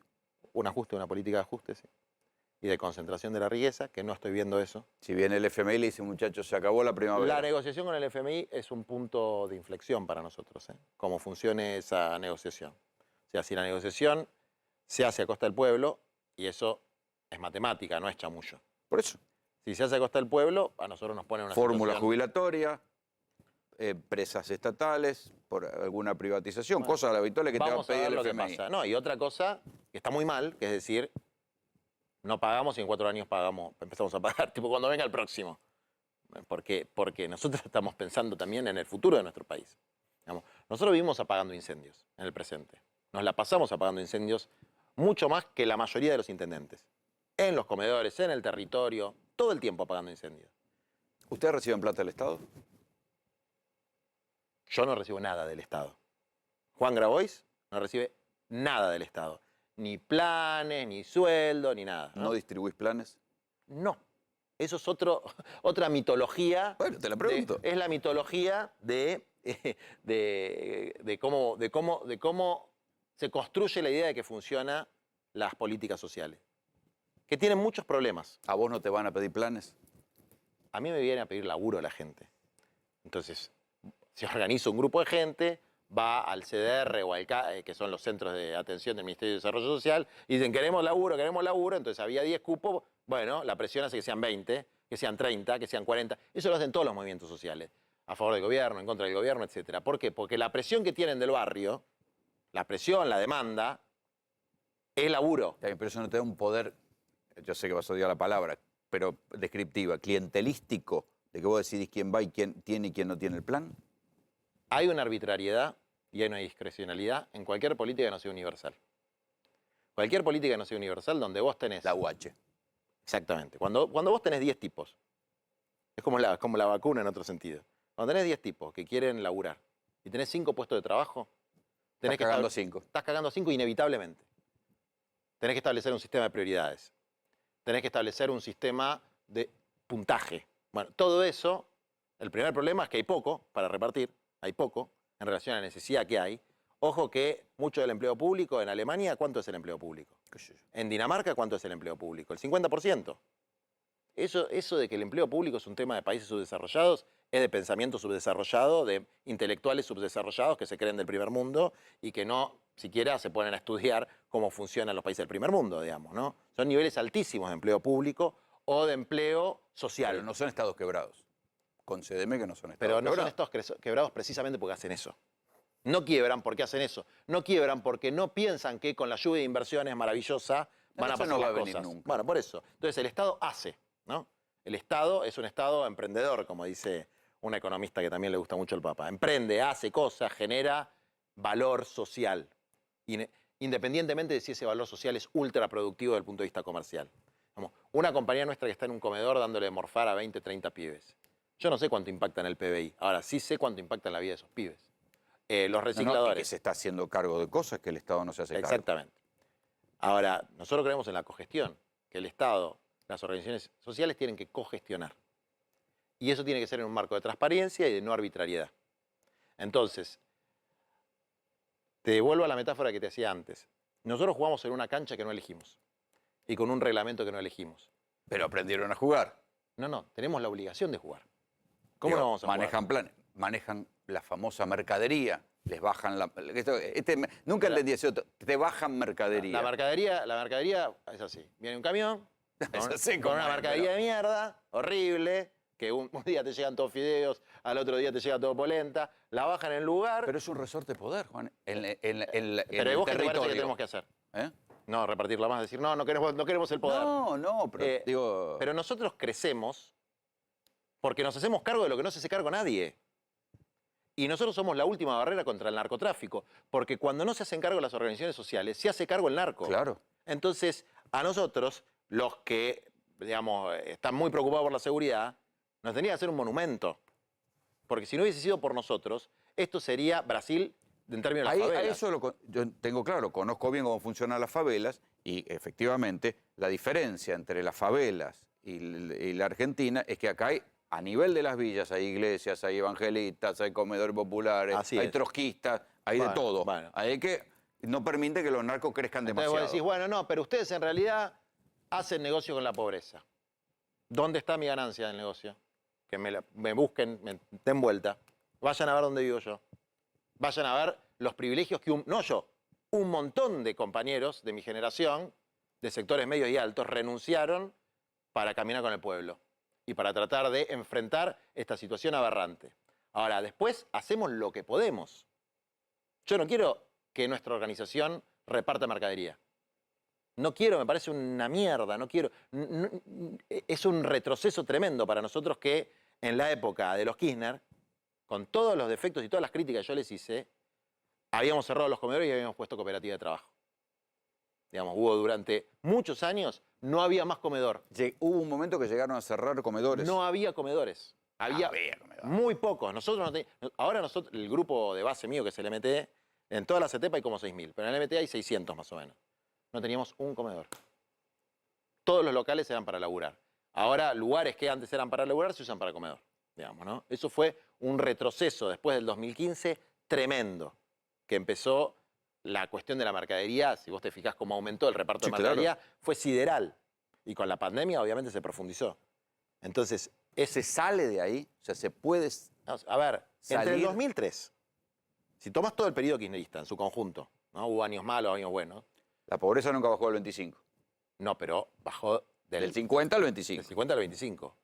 Sí. ¿Podría haber bajado? Menem también la bajó del 50 al 20. Sí. Y después la dejó en 34. Sí, eso sí. Pero, ¿podría haber continuado un proceso de descenso? Yo creo que el proceso del kirchnerismo había llegado a un límite y que tenía que reformar algunas de sus propias políticas, sus propias concepciones de la política. Por ejemplo, establecer una planificación, estilo planes quinquenales, que uno se puede cagar de risa. Pero eso del siglo XX, los chinos van por el plan quinquenal número 14, hermano. Y mal no les va. Tontos no son. Planifican desde cuántos tornillitos van a hacer hasta cuántas viviendas van a hacer. Planifican ciudades nuevas. Entonces, nosotros tenemos que hacer eso. Eso es lo que va a salvar a la Argentina, no la ayuda de inversiones. La planificación estratégica de cómo vamos a ubicar a la población en el territorio. Por eso hay una cantidad de intereses entre los cuales en esa discusión de intereses está en situación de debilidad. Por eso se necesita un proceso de transformación de naturaleza revolucionaria, que no quiere decir ni matar a nadie, ni sacarle a nadie. Ni cortarle la mano. Ni cortarle la mano, pero sí requiere un nivel de autoridad política y de vocación de confrontar con esos sectores privilegiados, que son muy chiquititos, pero que tienen capacidad de arrastre. ¿La próxima nota la hacemos en un barrio? Donde quieras. En un barrio, una cooperativa de cartoneros. Me saco el traje, vamos a un barrio. Vamos a una cooperativa de liberados. No hagas el show off, un en serio. A donde quieras, sí. A mí me gustaría que vengas a una cooperativa. A una cooperativa de la que quieras. Te mando una lista de 600, elegí con el dedo. Vamos. Como para que no sea preparado. Y no es el espacio de Juan Grabois. Son miles y miles y miles de militantes, grupos que van del trotskismo al anarquismo, que laburan ahí porque hoy no hay otra alternativa. Entonces, es que no tengo duda que laburan, pero sí. Es chiquitito y no cambia nada. O no cambia, cambia su situación de ellos, no cambia la Argentina, no es estructural. Ya va a cambiar cuando eso adquiera el nivel de visibilidad y de capacidad para poner en primer plano y en la prioridad número 1 la agenda de tierra, techo y trabajo, que es la agenda de los pobres y de la clase media. Clase media que no tiene ni tierra, ni techo, ni trabajo. Claro. Entonces, y que en algún momento va a tener que tomar conciencia también de que si no une su destino al de los pobres, va a terminar siendo pobre en una o dos generaciones como máximo, porque hoy tienen los mismos intereses. Juan, gracias por venir. Nos vemos. Espera, quédate quietito ahí porque si no te vas a cruzar en cámara. La información es urgente y es una de esas historias que uno la contaría solamente en una película de terror, porque es una mujer que fue apuñalada tantas veces que finalmente se dio por muerta, Javi. Sí, exactamente, simuló estar muerta para que no la siguiera apuñalando y a pesar de todo, de acuerdo a lo que hay dentro de los testimonios, recibió una última apuñalada, pensando justamente, este hombre, Facundo Croco, que todavía está siendo buscado porque está prófugo. Mirá, este es el frente de la vivienda. Es desastre, mirá. Sí, vos sabés que Karina Blanchetti, de 40 años, que recibió alrededor de 27 puñaladas, logró salir del lugar y lo que cuentan es que se logró apoyar o sentar justamente en esa silla que veían ustedes en el frente. Él está prófugo todavía de la justicia. Ella simuló estar muerta para que no la siguiera apuñalando y finalmente Pero la matara. es El Resplandor, es una película de Stephen King. Totalmente. Y vos sabés que Rufino es una ciudad muy tranquila, muy mansa, pero tiene dos hechos que han conmocionado, entre otros, pero dos hechos que han conmocionado. El de Karina, y el caso Fraticelli. Claro. Tan recordado también, en donde Natalia Fraticelli fue asesinada y su padre y su madre estuvieron presos, pero quedaron las dudas. Y es un hecho que ha conmocionado. Realmente por la forma y la violencia que se está ejerciendo últimamente con muchas mujeres y muchos asesinatos. Vamos a tomar contacto con Norma y José, que son los padres de la mujer apuñalada. ¿Me escuchan? Buenas noches. Buenas noches, Graña. Bueno, cuéntenme qué pasó, qué es lo que se sabe. ¿Y cómo está su hija? Bueno, mi hija está en un estado reservado porque todavía no puede hablar. Así que mucho de eso, de lo que pasó adentro de la casa, balbuceando lo que ha dicho nada más, pero hasta que ella no declare, no sabemos en concreto qué pasó ahí adentro. El tema de ella. Sí. Ahora, la salud de ella de a poco puede ir saliendo. Hoy recién vengo de hablar con el doctor de cabecera de ella, Leonardo Rossi, y me dijo que de a poco, que no me apure, que de a poco puede ir saliendo, porque tiene muchas puñaladas, Graña. Claro, pero además, porque el relato es que él volvió y la apuñaló, salía de la casa, la volvía a apuñalar. Digo, una escena larga de terror, larga. Quería realmente asegurarse la muerte. Esto es lo que, obviamente, hay dentro del hecho, porque el hecho está caratulado como tentativa de homicidio doblemente agravado por el vínculo y violencia de género, ni más ni menos. Es decir, ahora, quiso José, asegurarse la muerte. ¿Qué se sabe del agresor? ¿Dónde está? Mire, acá la policía lo están buscando, han traído policía de afuera, hay como 40 policías de afuera, creo que son de Venado Tuerto. Hoy buscaron por todos los campos, anduvieron, rastrillaron todo. Hasta ahora no tengo noticias, pero calculo que no lo encontraron. Si no se mató en algún trigal alto, no sé, no sabría decirlo. ¿Qué sabían ustedes de la relación de ellos? ¿Algo de esto se vio venir o fue sorpresivo para ustedes? No, es una relación de 6 meses. Yo te digo, no lo conocía el muchacho, pero por la madre era una relación muy buena de 6 meses. Y yo veía en el Facebook donde ella ponía fotos con él todo el día.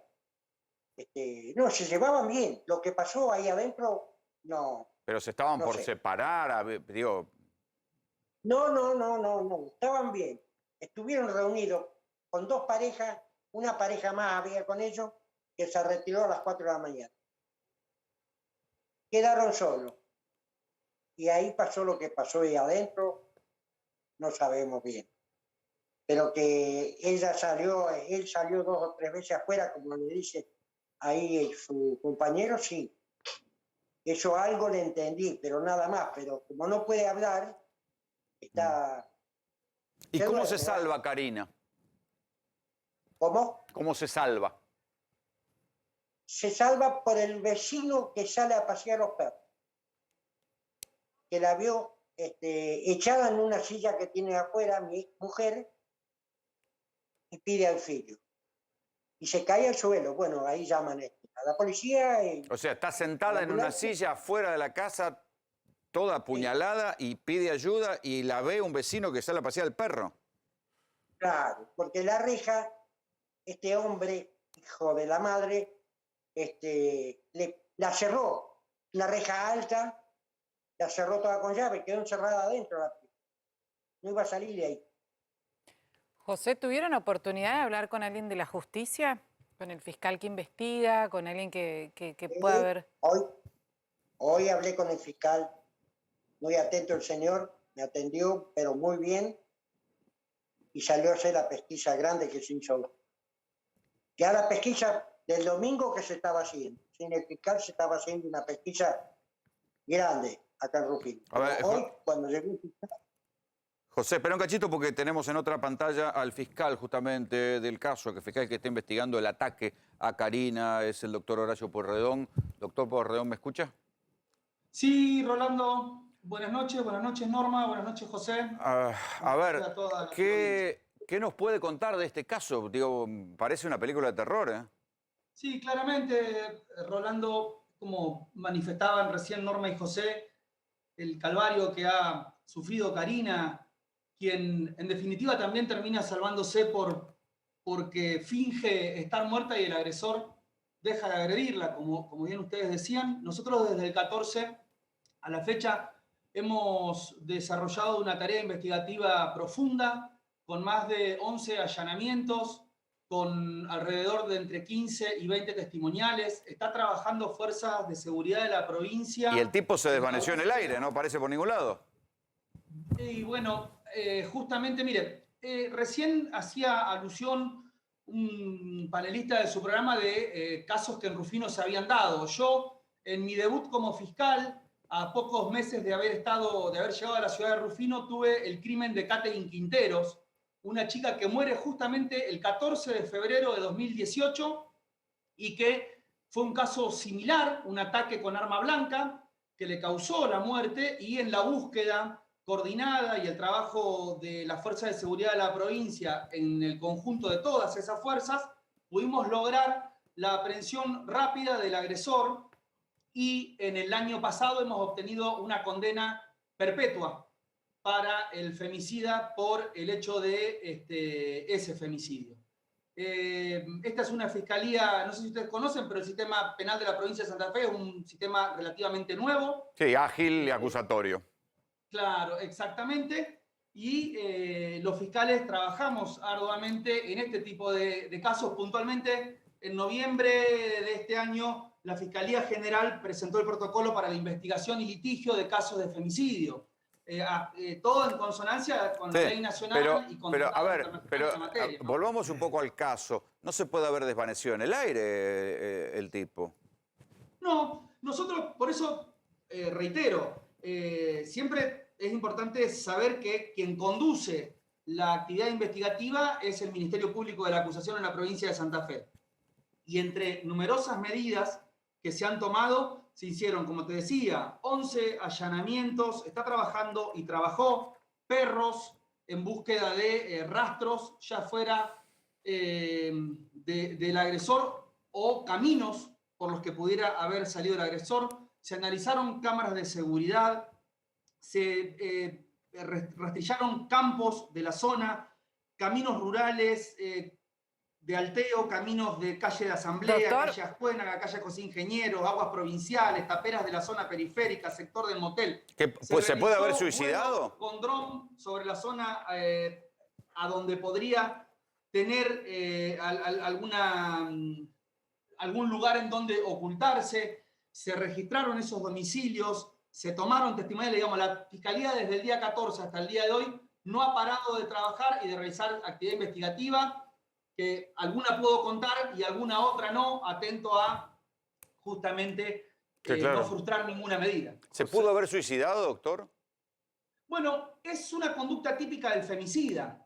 En alto porcentaje de casos se da que el femicida, con posterioridad a el ataque femicida, intenta quitarse la vida. Muchas veces en el lugar donde ocurre el hecho y muchas otras veces en lugares distintos. Rolando. La Fiscalía busca rastros de todo tipo. Incluso, si me permite, Rolando, quiero aprovechar este espacio de un canal visto en todo el país, que cualquier persona que pueda conocer el paradero de este sujeto y tenga intenciones de poder hacerlo conocer a esta Fiscalía, yo doy mi número personal, que es 03462-630828, para que me llamen en cualquier horario, cualquier día. Si nos manda una foto, nosotros publicamos la foto, no hay ningún problema. Tienen imágenes, Rolando. Sí, pero las tenemos blureadas. Nosotros, por una cuestión de discreción, siempre en estos casos las tenemos blureadas. Si la justicia no nos autoriza a difundirlas. Nosotros tenemos, en principio, en grado de probabilidad que requiere esta etapa del proceso, la materialidad del hecho atribuida a este sujeto, y en ese sentido se desanda toda la investigación y se busca a este sujeto, o sea que no hay ningún inconveniente, ahí lo están viendo en imagen, ahí esta está. es la persona que estamos buscando, y en coordinación también con la provincia de Córdoba, la provincia de Buenos Aires y Santa Fe. Recordemos que Rufino está en un punto tripartito, en una especie de triple frontera. Le agradecemos mucho. A pocos kilómetros de distintas localidades. Le agradecemos mucho el contacto y con su permiso entonces vamos a difundir la cara de este canalla. Muchas gracias. Muchísimas gracias, Rolando, y estoy al aguardo de cualquier novedad y al llamado de ustedes mismos para cualquier noticia. Norma, José, cuéntenos ahora cómo está Karina. Bueno, yo la veo un poquito mejor, Iraña, un poquito mejor la veo. El doctor me dice que no me apure, José, que todo va a salir despacito. Espere que el doctor Salemi le quiere preguntar algo. Ella está internada, sufrió heridas de gravedad. Cuéntenos un poquito cómo está la situación de ella. Sí, ella está en terapia intensiva, aquí del Sanatorio Modelo de Rufino, en el cual yo trabajo. Perdió mucha sangre. Perdió muchísima sangre, llegó en un estado grave, digamos, diría yo, de los médicos, muy grave llegó Karina. ¿La tuvieron que operar? Sí. Inmediatamente es el cuerpo médico del sanatorio a quien debo agradecer. Aclaro que yo no soy la mamá de Karina, yo soy la esposa del papá. La mamá de Karina, ella no me pidió que salga yo, Está bien. Que lo acompañe al papá José. para hablar, pero sí. Usted decía... Yo trabajo ahí. Sí, Norma, sí, continúe, Norma, perdón. Yo trabajo ahí, en ese sanatorio en el cual está ella internada. Yo estaba trabajando esa mañana cuando ella ingresa. La recibimos con una enfermera y bueno, y enseguida se llamó a la familia, primeramente a los médicos, por supuesto. Norma, usted la recibe a lo que sería su hijastra, usted es la esposa del papá. ¿Usted la tiene que recibir en esas condiciones? Sí, yo justo entré a trabajar a las 6 de la mañana y cuando ingresé a la emergencia, llaman cuando le dijeron el nombre, yo digo Karina. Qué locura. Norma, pero José decía que había balbuceado un par de cosas en el momento en el que ingresa al sanatorio. ¿Qué fue lo que dijo? ¿Ingresa Karina? No, ella venía muy mal. Venía quejándose mucho. Con mucho dolor, perdiendo sangre. Pero ella llegó, porque José, a ver, a propósito de lo que dice Mercedes, José dijo en el comienzo de la nota, hace un ratito, dijo, ella balbuceaba algo. Ella lo mencionó a él. No. Después de operada. Después de operada, cuando sale y la llevan a terapia intensiva. Sí. Después. ¿Y qué dijo? ¿Y qué les dijo exactamente? ¿Qué fue lo que pudieron interpretar no ustedes? lo podía entender. Entonces, el lunes a la mañana, yo me presento en terapia intensiva y la vi con los ojos abiertos. Y le digo, Cari, ¿estás despierta? Me miró y me hizo una sonrisa. Sí. Y le digo, ¿quién te hizo esto? Mi novio, papá. Mi novio dijo. Nada más. Mi novio, papá, Mi novio. nada más. Es lo único que me dijo. Y después nombraba a Facundo. Ella nombraba a Facundo, dónde estaba Facundo, pero siempre... Facundo es el que la apuñaló. Sí, sí, sí. Y Facundo Croco, este hombre que lo están buscando y que es el autor de esto, por lo menos lo que dice la justicia, inclusive también con tanta certeza, ¿de qué trabaja o qué trabajaba? Una pollería. Tenía una pollería que hacía trabajar a mi hija también, Sí. hacía milanesa de pollo y vendían. Es decir, que es un hombre que sabe o tiene una habilidad para utilizar cuchillo. Ah, por Dios. Sí. Sí. Totalmente. Ella Bueno. misma me cortó como un pollo. Claro. Mi hija dice eso.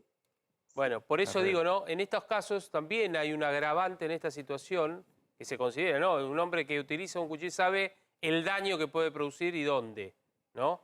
Digo, en esta circunstancia. Hacía poco que estaban juntos. ¿Se conocían hace mucho? Sí. No estaban juntos, eran novios, hacía 6 meses. Ajá. Ella vive con la mamá. La mamá ese día viajó a Rosario a ver la otra hija y ella quedó sola.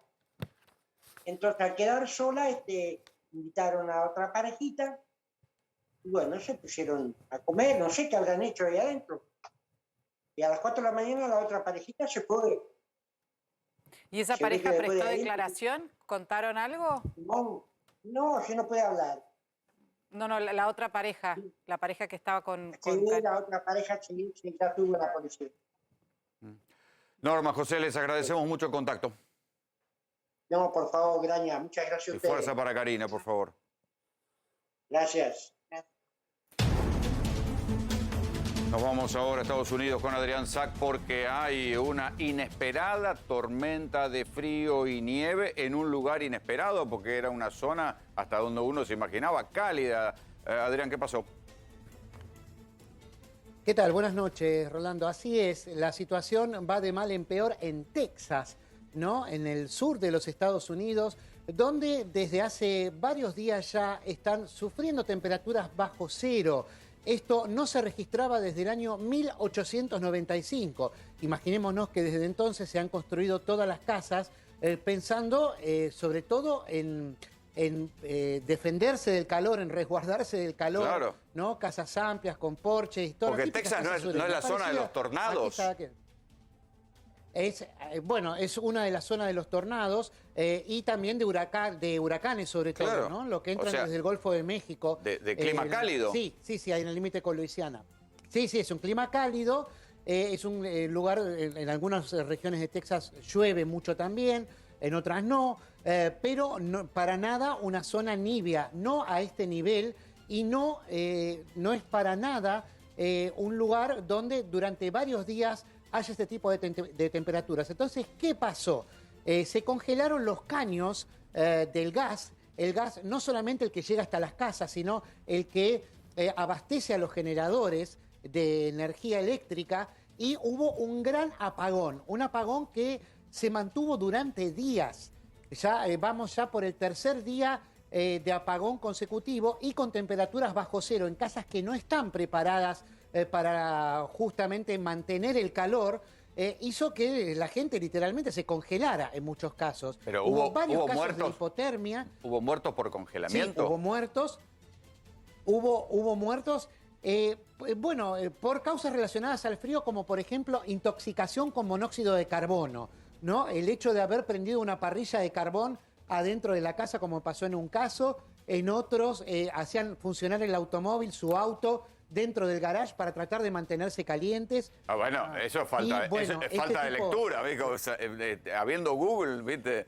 Se pongan el... Sí, pero imagínate, igual Google con- tampoco tenían porque no tenían electricidad ni internet. Claro, En sí, algunos en casos los tampoco se teléfonos, hacía en no ese sé. momento.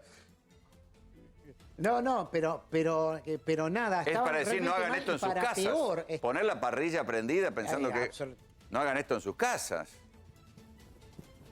Pasa que, bueno, o sea, además de la ignorancia en estos casos, se expusieron a una situación que no se esperaban, no tienen esta tolerancia al frío ahí tampoco, y menos estar varios días de esta manera.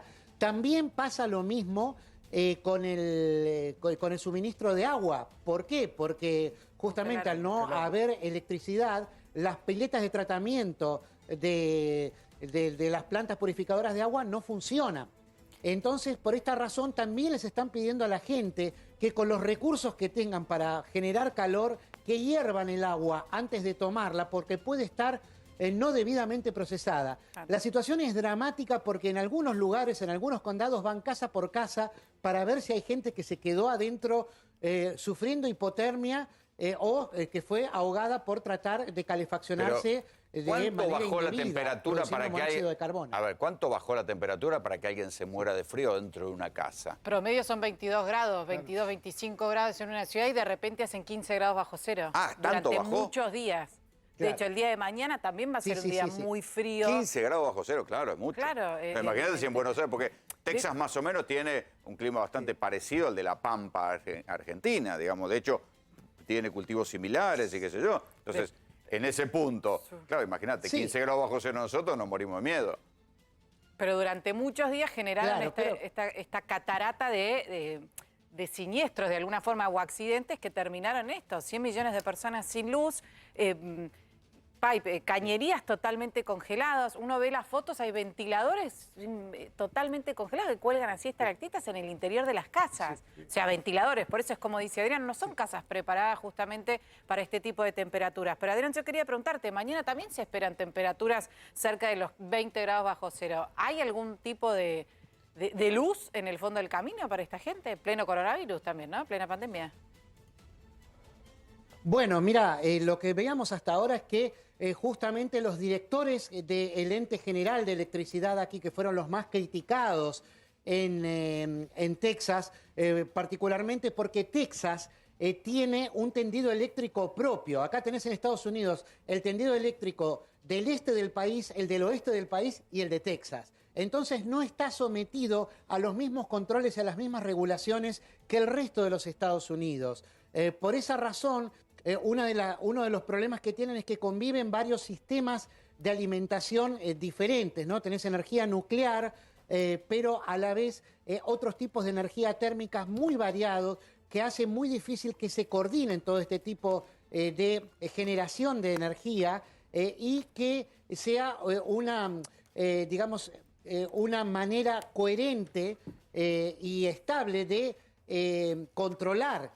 Entonces, por esta razón, se ha ido completamente de control a esta energía eólica y generada también. De hecho, al principio le echaban la culpa a los molinos de viento, como el Quijote, ¿no? ¿Viste las turbinas eólicas, las famosas de hélices blancas, aparecían congeladas también y dejaron de generar energía? Pero es un porcentaje muy pequeño. O sea, pero igual, en cualquier caso, dentro del mapa general. Esto va a seguir mañana. O sea, la incertidumbre, o sea, mañana puede que volvamos a tener que llamarte para contar muertos. Tremendo.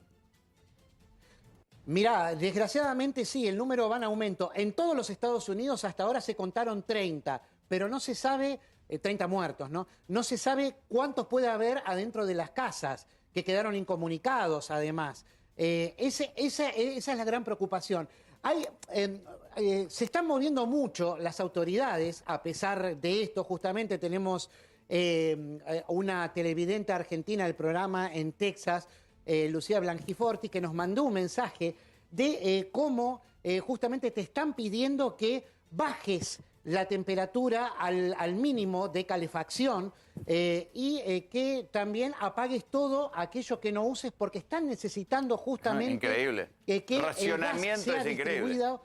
Racionamiento de gas y racionamiento y de electricidad. Eléctrico en Estados Unidos. Adrián, gracias por el contacto. Por favor, gracias a ustedes. ¿Qué pasó en Bedia, Javier? Porque, ¿qué fue? ¿Un linchamiento con motivo o un linchamiento por una fake news? Mirá, a ver, 150 personas atacaron una casa y también a un hombre. Nombre y apellido Gabriel Lima. Este hombre está sindicado, acusado de abusar de su hijo y de su hija. Su hija tenía en realidad 16 años, hace algunas semanas se quitó la vida. Su hijo pequeño, dicen inclusive también que ha sido abusado, tiene un problema también psicológico este chico.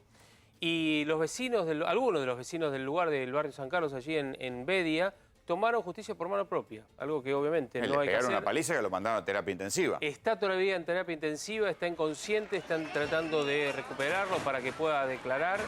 E inclusive se la tomaron con una casa de una vecina, la cual supusieron que ahí estaba oculto este hombre. Lo sacaron a la calle, lo golpearon hasta prácticamente casi matarlo. Estos son imágenes que ven ustedes inclusive también, primero de cómo quedó el hombre y segundo de los incidentes que se produjeron en la noche y donde además hubo 3 policías heridos de allí de la zona. Los vecinos lo que quisieron es quemar esa vivienda. Claro, pero el asunto es que lo que surgió es una carta de la chica, una supuesta carta de la chica que se suicida, diciendo que se suicidaba frente a los repetidos abusos del padre. Desde hace 2 años a esta parte. Pero no se sabe si esa carta es real, porque se difundió de un perfil trucho. Exactamente, y se reprodujo en distintas redes sociales en el mismo pueblo de Bedia. Es más, se autoconvocaron a través de las redes los mismos vecinos para cometer esto, para hacer esto. Por eso la preocupación, la gran preocupación que hay allí en la zona y sobre todo esperando que este hombre se recupere y pueda declarar. Y atención con la situación de algunos vecinos, porque además del linchamiento también hubo ataque a los policías que actuaron en el lugar para evitar que se produjeran los incidentes. Pero hubo detenciones que se produjeron en horas de la madrugada, a través de los videos que vos haces mención, que también circularon a través de las redes sociales. Horas más tarde la policía llegaba hasta diferentes viviendas. Lo tremendo que además, como es un suicidio, nadie está investigando la muerte de la chica. Sí, es más, los vecinos lo que decían es que se habían hecho varias denuncias con respecto a esta situación de este hombre y la justicia no tomó cartas en el asunto. Lo lamentable es que la gente tomó justicia por mano propia, es un problema que hay que obviamente resolver, porque no está ocurriendo solamente en Bedia, sino que ha ocurrido en distintos lugares. No, lo que pasa es que la estadística indica que es factible que la justicia no haya hecho lo que tenía que hacer, como en tantos casos que venimos contando. Ahora, ¿qué pasa si en verdad era una noticia falsa? Totalmente, bueno, por eso. Termina siendo un linchamiento por una noticia falsa. Es más, ¿cuántas veces hemos conocido casos en los cuales linchan a una persona y es la persona equivocada? No por el linchamiento, sino la persona equivocada de la acusación que pesa sobre ese mismo individuo, ¿no? Hemos visto inclusive que el año pasado mataron a un hombre por equivocación, cuando los indicaban de ser autor material de un abuso también a una chiquita. Y no era él. La inseguridad es un tema recurrente que nos preocupa a todos y tu seguridad no puede esperar. Protégete con SPS, alarmas monitoreadas para hogares y comercios. Ingresá a sps.com.ar y solicita el asesoramiento de un especialista en seguridad o contratalo en tan solo 3 clics. Acordate, sps.com.ar. Cuando estás